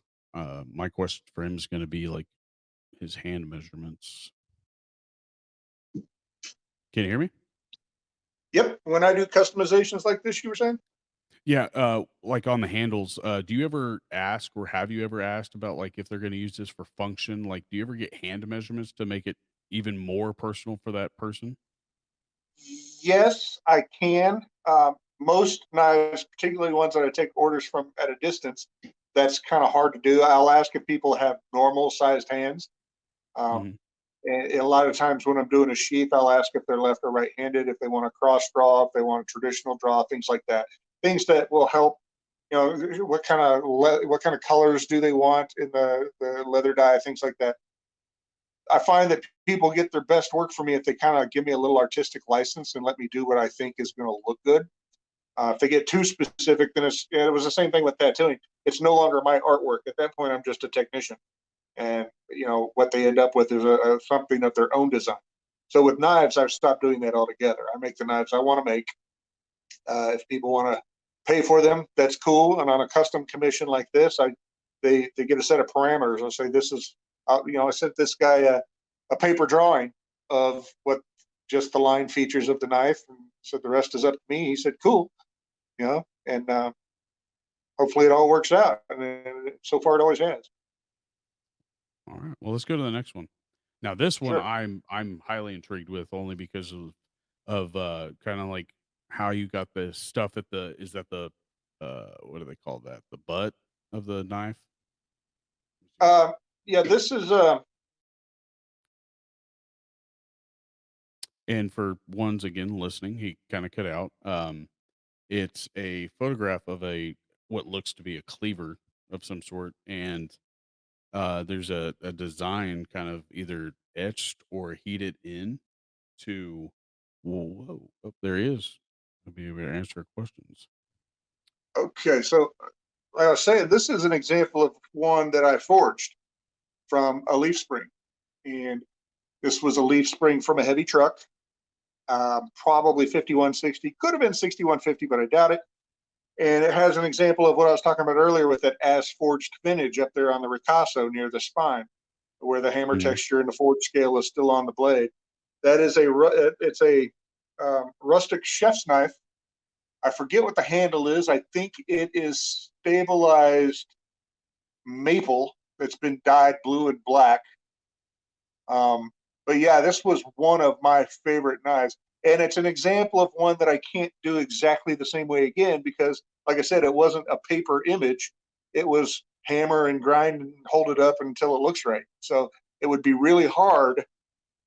Although I did, once it was finished, before I put the handle on it, scribe the outside, the profile onto a piece of paper so that I could reproduce it using the stock removal method later. The finding steel that wide is really tough. That's a big knife. I mean, it doesn't. The picture don't do it justice, but it definitely has a ton of character, and the picture does do that. Yeah, But I I couldn't enjoyed tell you how making it. wide it was. I enjoyed making it. Yeah, it's from. I mean, that handle is an inch at its narrowest, so that's a 5 or 6 inch tall blade from edge to the peak of the false Jeez. edge where the clip starts.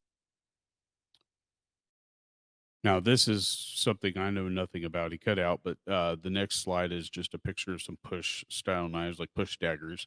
And this is something that I know that a lot of those everyday carry people use, or not necessarily use, but they carry them with them in case they feel like they might need to use them. But the picture that I'm looking at on the left looks Damascus.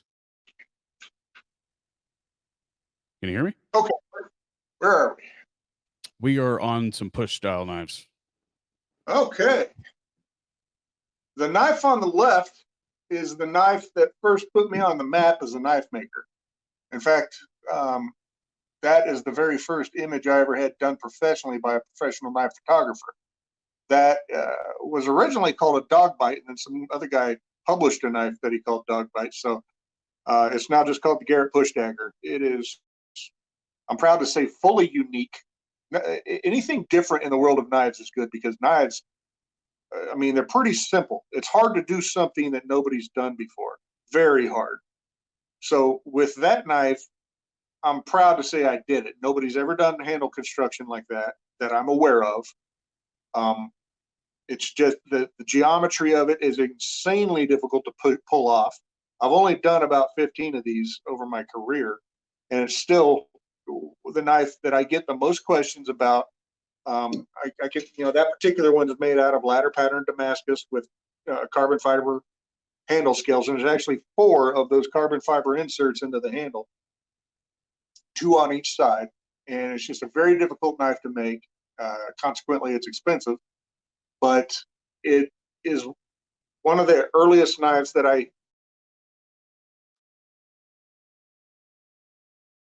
He cut out again, but really for the ones who are looking at this, I think they're getting a good picture about what he means by the handle. That it's, I mean, it looks Damascus, but now that he kind of is talking, it's leading me to believe that it's not, since it's very unique.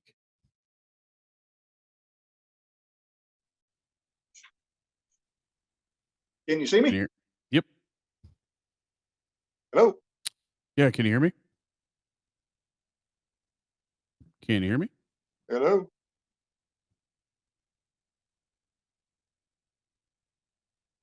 I can hear you. I can't hear you, Bob.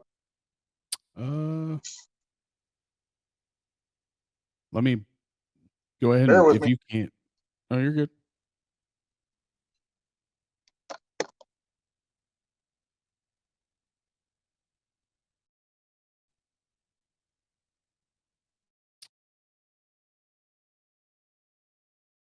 Backed out, probably to try to get his mic to work, but Very unique knives, though. I've never personally ever seen a push dagger made like any of these, especially this one on the left. Mainly the just the design and the metal, and then the grip is just crazy cool. So hopefully, people who are listening go to the YouTube video and kind of that way they get a better idea of what they're looking at. So that way they're not left out in the cold about what we're talking about. But he also makes all of his sheaths by hand. I'm assuming that he picked that up after he found out that knife making was another venture that he was going to go down. So hopefully we can get into that when he comes back in. So I'm really digging the. There he is.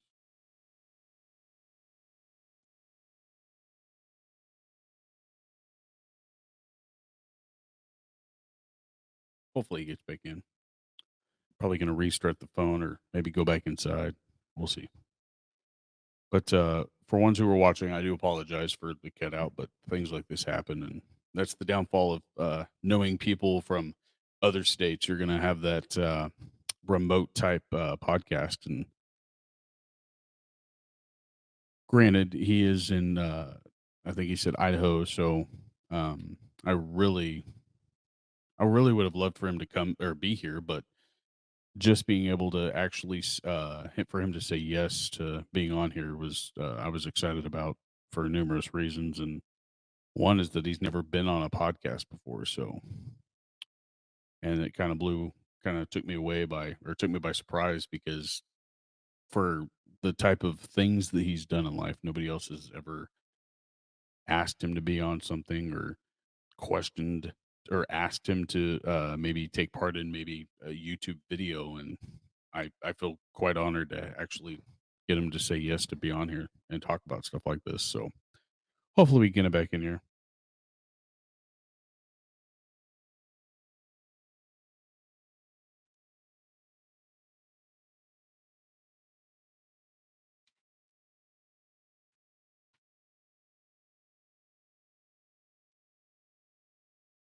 1 hour 52. 20.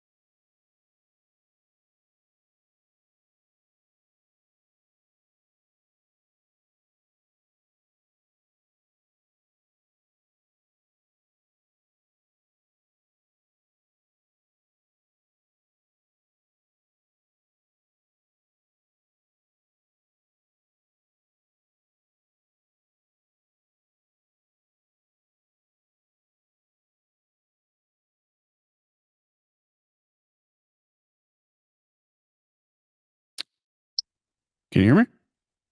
That was a bad one. No Sorry biggie. about that. No biggie. 156.22. That's not too far off, I guess.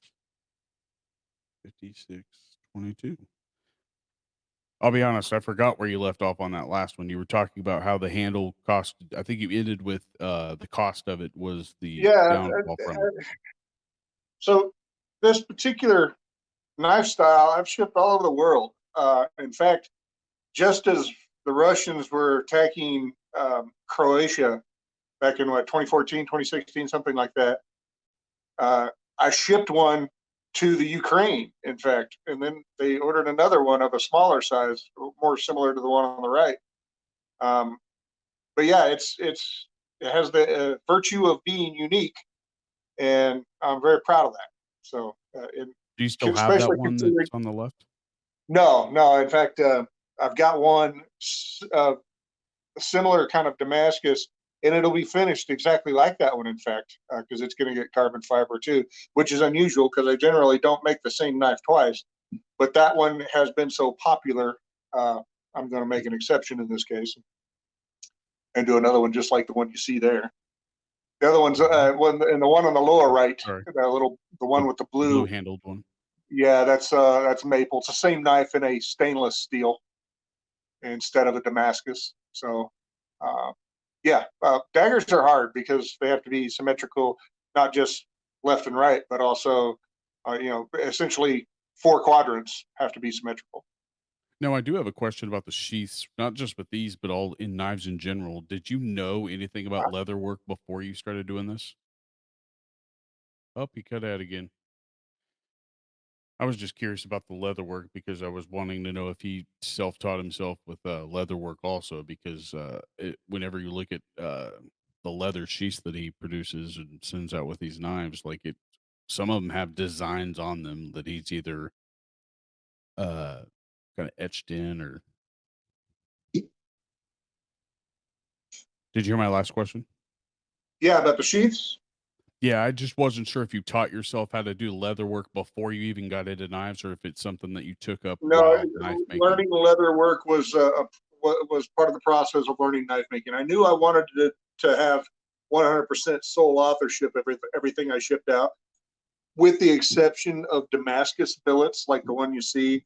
I don't make the Damascus myself. I buy billets from known smiths that I know produce quality stuff. It's quite expensive, but it's worth it. I'm not a real huge Damascus guy. I know Damascus is real popular in knives. I generally make it when people ask for it, and I try to have at least one piece on my table because people expect that of knife makers. But I think it's kind of like played out like Lambo doors. I'm kind of sick of it, to Yeah, be it's honest with you. very. I think it's I, for I looks, prefer the probably. what's that? For looks is what I've always Yeah, gathered. Like it doesn't make it any it better. creates an interesting texture, but no, it's not a better knife. In fact, a good argument could be made that it's not as good as a mono steel knife. But it can be pretty. I'm very picky on what I use, and what I like and what I don't like. And ladder and twist is about the only Damascus I use. Okay. Well, let's go to this next one. Now, this top right one is the one that's most intriguing to me, only because of the way that the blade curves, and also the Right? way that the handle looks significantly larger than most of the knives that you have on here. You kind of backed out again, but one's looking again. We're watching. He's got uh, a picture of a grip on one side that's got like a red tint to it, red or brownish tint, very shiny. It's got rivets down the side or connections down the side. Good. Yep. Uh, So yeah, that I knife just in the upper, was. Yeah. Go yeah, ahead. the knife in the upper right is what's called a kukri. It is the traditional blade style of the Gurkha warriors of Nepal, which fight for the British Army. And this is a very popular knife style. That one's pretty large for a kukri. It's made for taking off heads, if I'm being honest. They're made to behead people from horseback. And I have made two in that particular pattern. And that is the one we're looking at here is the first of those two. That one's got curly koa from Hawaii and just some cool spacers in nickel silver guard. I really like that profile. It's one of my favorite designs that I've done. And that's an example of me doing my own profile on a historic knife that has its own story to tell. Well, let's go to another slide before you get cut out here, because one of these I had a question on. You got another Sure. Damascus here on the right. And what Uh-huh. about that one in the middle? Is that like an emer Oh, or a ivory handle? Cut out again. The one in the middle here has a mountain line ridge that's etched in the blade, and what appears to be a white emery or white, yeah, ivory handle. I'm not sure. Hopefully, you can get back in here and answer that.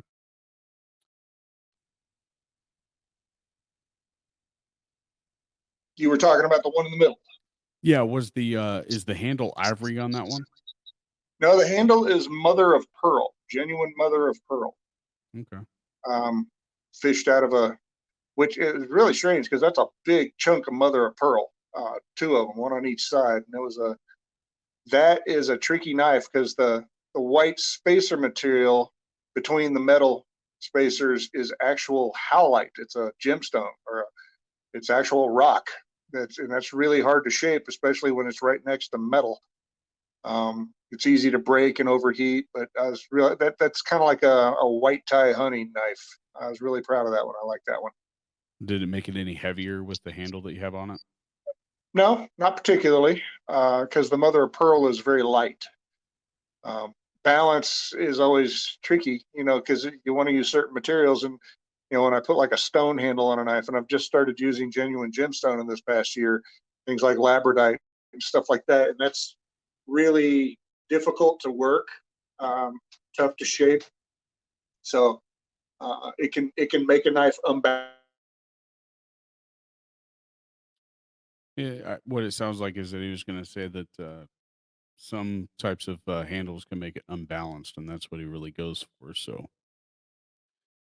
hopefully he didn't get too frustrated, and the listeners, hopefully they don't get too frustrated. But I really want to get this information out there. Okay. You good? Where did I drop off? You were saying you ended with the word unbalanced. Yeah, it's easy to get a knife unbalanced with heavy handle material like stone and certain things. But there's tricks you can use, reducing the mass of the tang inside the handle, things like that. And you can always move weight around on a knife. There's pretty groovy tricks for that. Let's get to slide 8. Now I'm assuming, is this one on the right still that 2 slides ago with the one that took heads off? Is that the knife that you're talking about? No, the one on the right is actually a Bowie knife. It's Oh, a okay. straight Bowie, 2 inches wide. That knife represented a lot of firsts for me. It was my first Spanish notch. It was my first stacked handle, first antler handle. It's actually a pretty old knife. First time I made a Spanish loop sheath or Mexican loop sheath. First time I did a sub hilt, which is the handle that has the drop down between the first and the second fingers, drop down piece of metal guard. I wanted to do a lot of things I hadn't done with that knife. That was back when we were living in Hayesville when I made that one. So how many requests do you get for axes like the one down here on the left? A few. That one and most of the ones I do are modified roofing hatchets. When I do hatchets, it's generally a spike hawk, cutting edge on one side, spike on the other. And a roofing hatchet is easy to do that with because it already comes with a hammerhead that. And for ones looking again, or not being able to see this, it's got the etching of Mount Rushmore in it, and a white handle with what appears to be like some sort of emblem in the middle of it, kind of where the handle meets the blade itself. Say that again. Oh no, I was kind of, while you cut out, I always talk to the listeners who can't see what I'm saying, so I'm describing the etching of the Mount Rushmore that you have on this hatchet. Oh, Yeah, it's Mount Rushmore on one side and it's Devil's Tower on the other. It's real Okay. happy with that. That's the handle on that one is what's called Usik, which is actually the penis bone of a walrus. I actually saw that on a Joe Rogan episode. Somebody actually brought him a whole walrus penis, I do believe. Yeah, yeah. So I'm This assuming is that's the expensive. small end. But the sheath work that you have on that one on the right now, those that you got the silver pieces of metal, what are those? That's a Morgan silver dollar, or it's a facsimile of a Morgan silver dollar. Tandy makes a real good fake one that they've copied from a genuine stamping, and that's what that is. It's all metal, and it's not real silver. Okay. What was the other one I had? The next one is really just the slide I do believe of the one with my knife in it. I'm assuming that's mine if it's not a longer handle on it. That knife is it's either yours or it's very similar to yours. I can't bring that closer, but the Yeah, handle color is exactly the same, so that's why yeah. I was assuming. They are both made from this. It's the same model, and that's coral on both of them with G10 bolsters. But I think yours has little star patterns in the coral, right? Um, Not very good lighting in here to be able to see it all. No, I wouldn't necessarily say star patterns. Okay, then it may very well be the same knife. Can't recall. I, yeah, I mean, it just looks longer in the picture, probably from the angle you're taking the Yeah, picture it's of. the angle of the photography. I get tricky. The other one is one of my first attempts at scrimshaw. That's a bone handle, and What kind of bone? cow, I think. Oh But wow. I the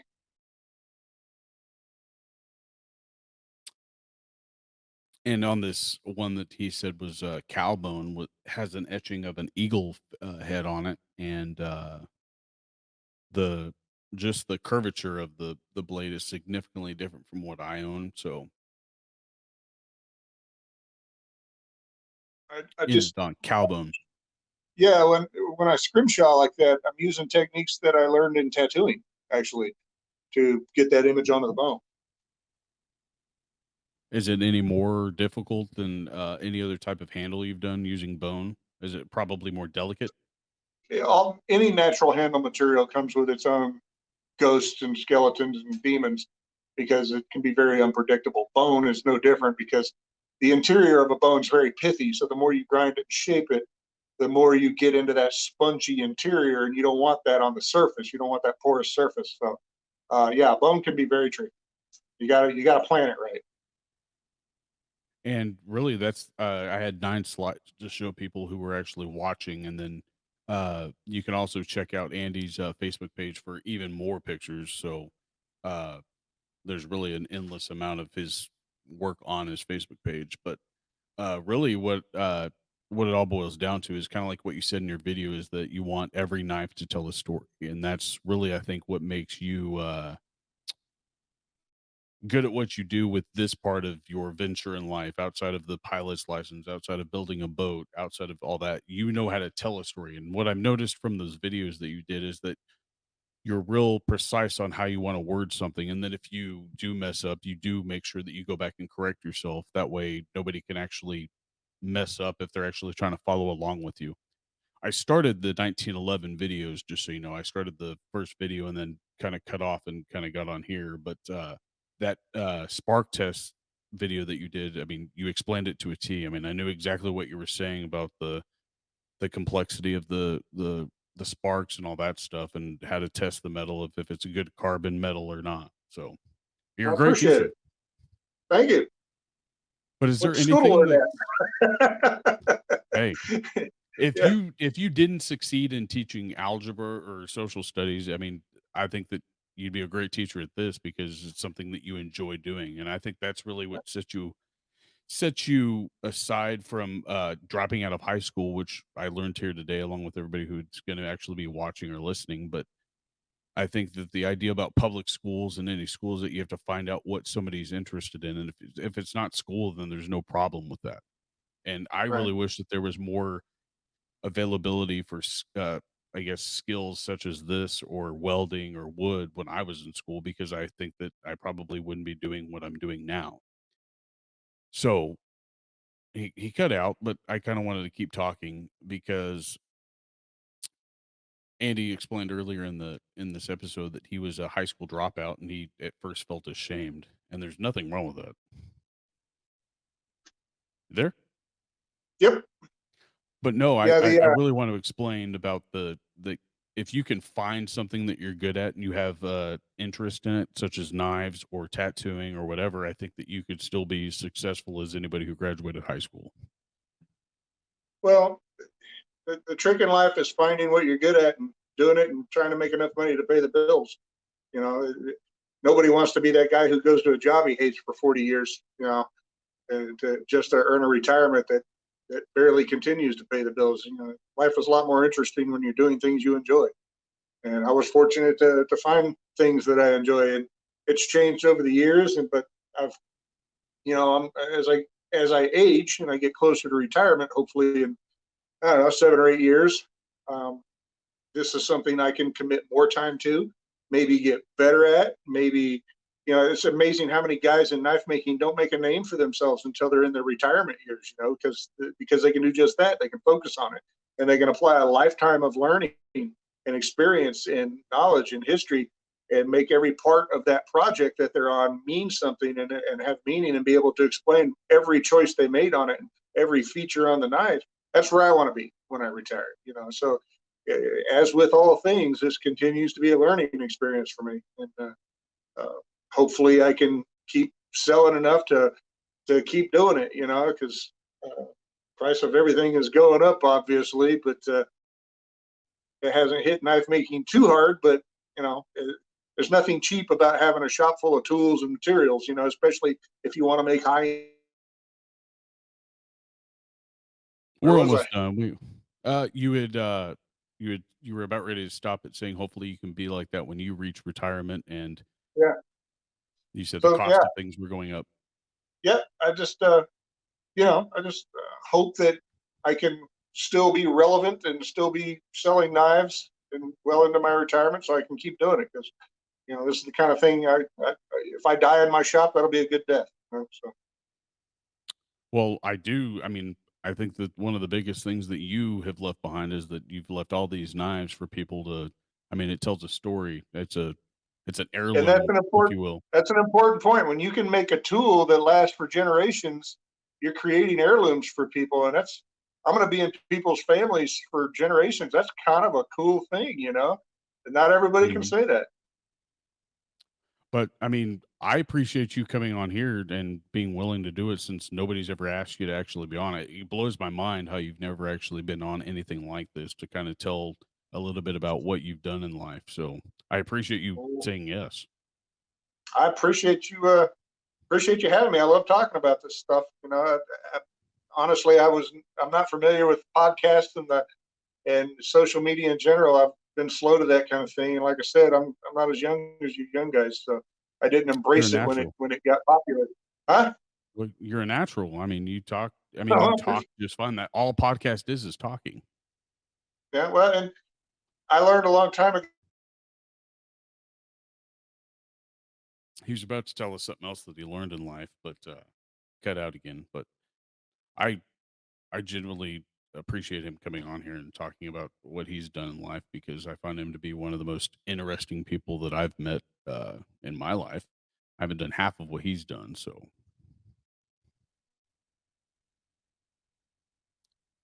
I was saying you're a natural, and then you were Oh, appreciate. Yeah, I try to keep the word out of public speaking, because if you're like me, once you hear somebody say between every other word, that's all you hear, and then you can't understand what they're saying. So, but thanks, yeah, I appreciate it. I have enjoyed it immensely. I apologize for the dropouts and no technical worries. difficulties, but I'm sure your mastery of editing will make that seem seamless. Mastering would be not in that vocabulary at all, but I learn more as I edit versus knowing everything. So I appreciate the time that I can actually take the time to learn while I'm going along. So this will just be a long learning session for me. So I'll I be good. wish you all success with this endeavor, by the way. I've got Uh, no goals for this. I just want to talk to people that one I haven't talked to in a while, but also people who I find bring something to more than just everyday life. I mean, you've got numerous things outside of your life that you do regularly. So, and I find that fascinating. So, I appreciate you coming on. I appreciate it. I'm a subscriber, so I'm looking forward to your content. Well, hopefully, I can do more of these. I was waiting to do yours for 2023, so I'll be popping out a few more here in the next few weeks. Cool. But before you go, I'll talk to you after I end this recording, and then we'll talk, and then hopefully we can have you on again sometime when you've made a bunch of knives, or if you end up coming to my neck of the woods again. So, but he was about to head out, so hopefully I can get him to come back in. So, but if you go and follow him on Facebook, it's Garrett Knives on Facebook, and he has a couple YouTube channels, one of which he's talking spark test. I was getting ready to end. It's not a big deal. Sure. I was telling people about your Facebook page Ah, and your two YouTube channels. Hopefully, you can get those up and running and get a little bit more videos on there because I enjoyed watching the Spark Test one, and then so far the first one of the 1911 rebuild that you've got going. But that's I had fun building that gun. That gun was a hoot. but I'm going to Talk about tag all your difficult. stuff in the video so people who are listening can click on that and then go to your page. So uh, hopefully they get what I got out of this because I really don't care that you were cutting in and out. I got what I wanted out of it, and like I said, I don't have any goals for this yet. I mean, I just want to, I guess, catch up with people's like. I mean, I'm not that old, but I do know that over time we forget people who we appreciate, and I think that this is something that will help me appreciate people more. So, Yeah, I'm honored. Thank you. well, Andy, I appreciate you coming on. I'm going to end this, and then we'll call it a day. Sounds great, buddy. All Take right, care. you too.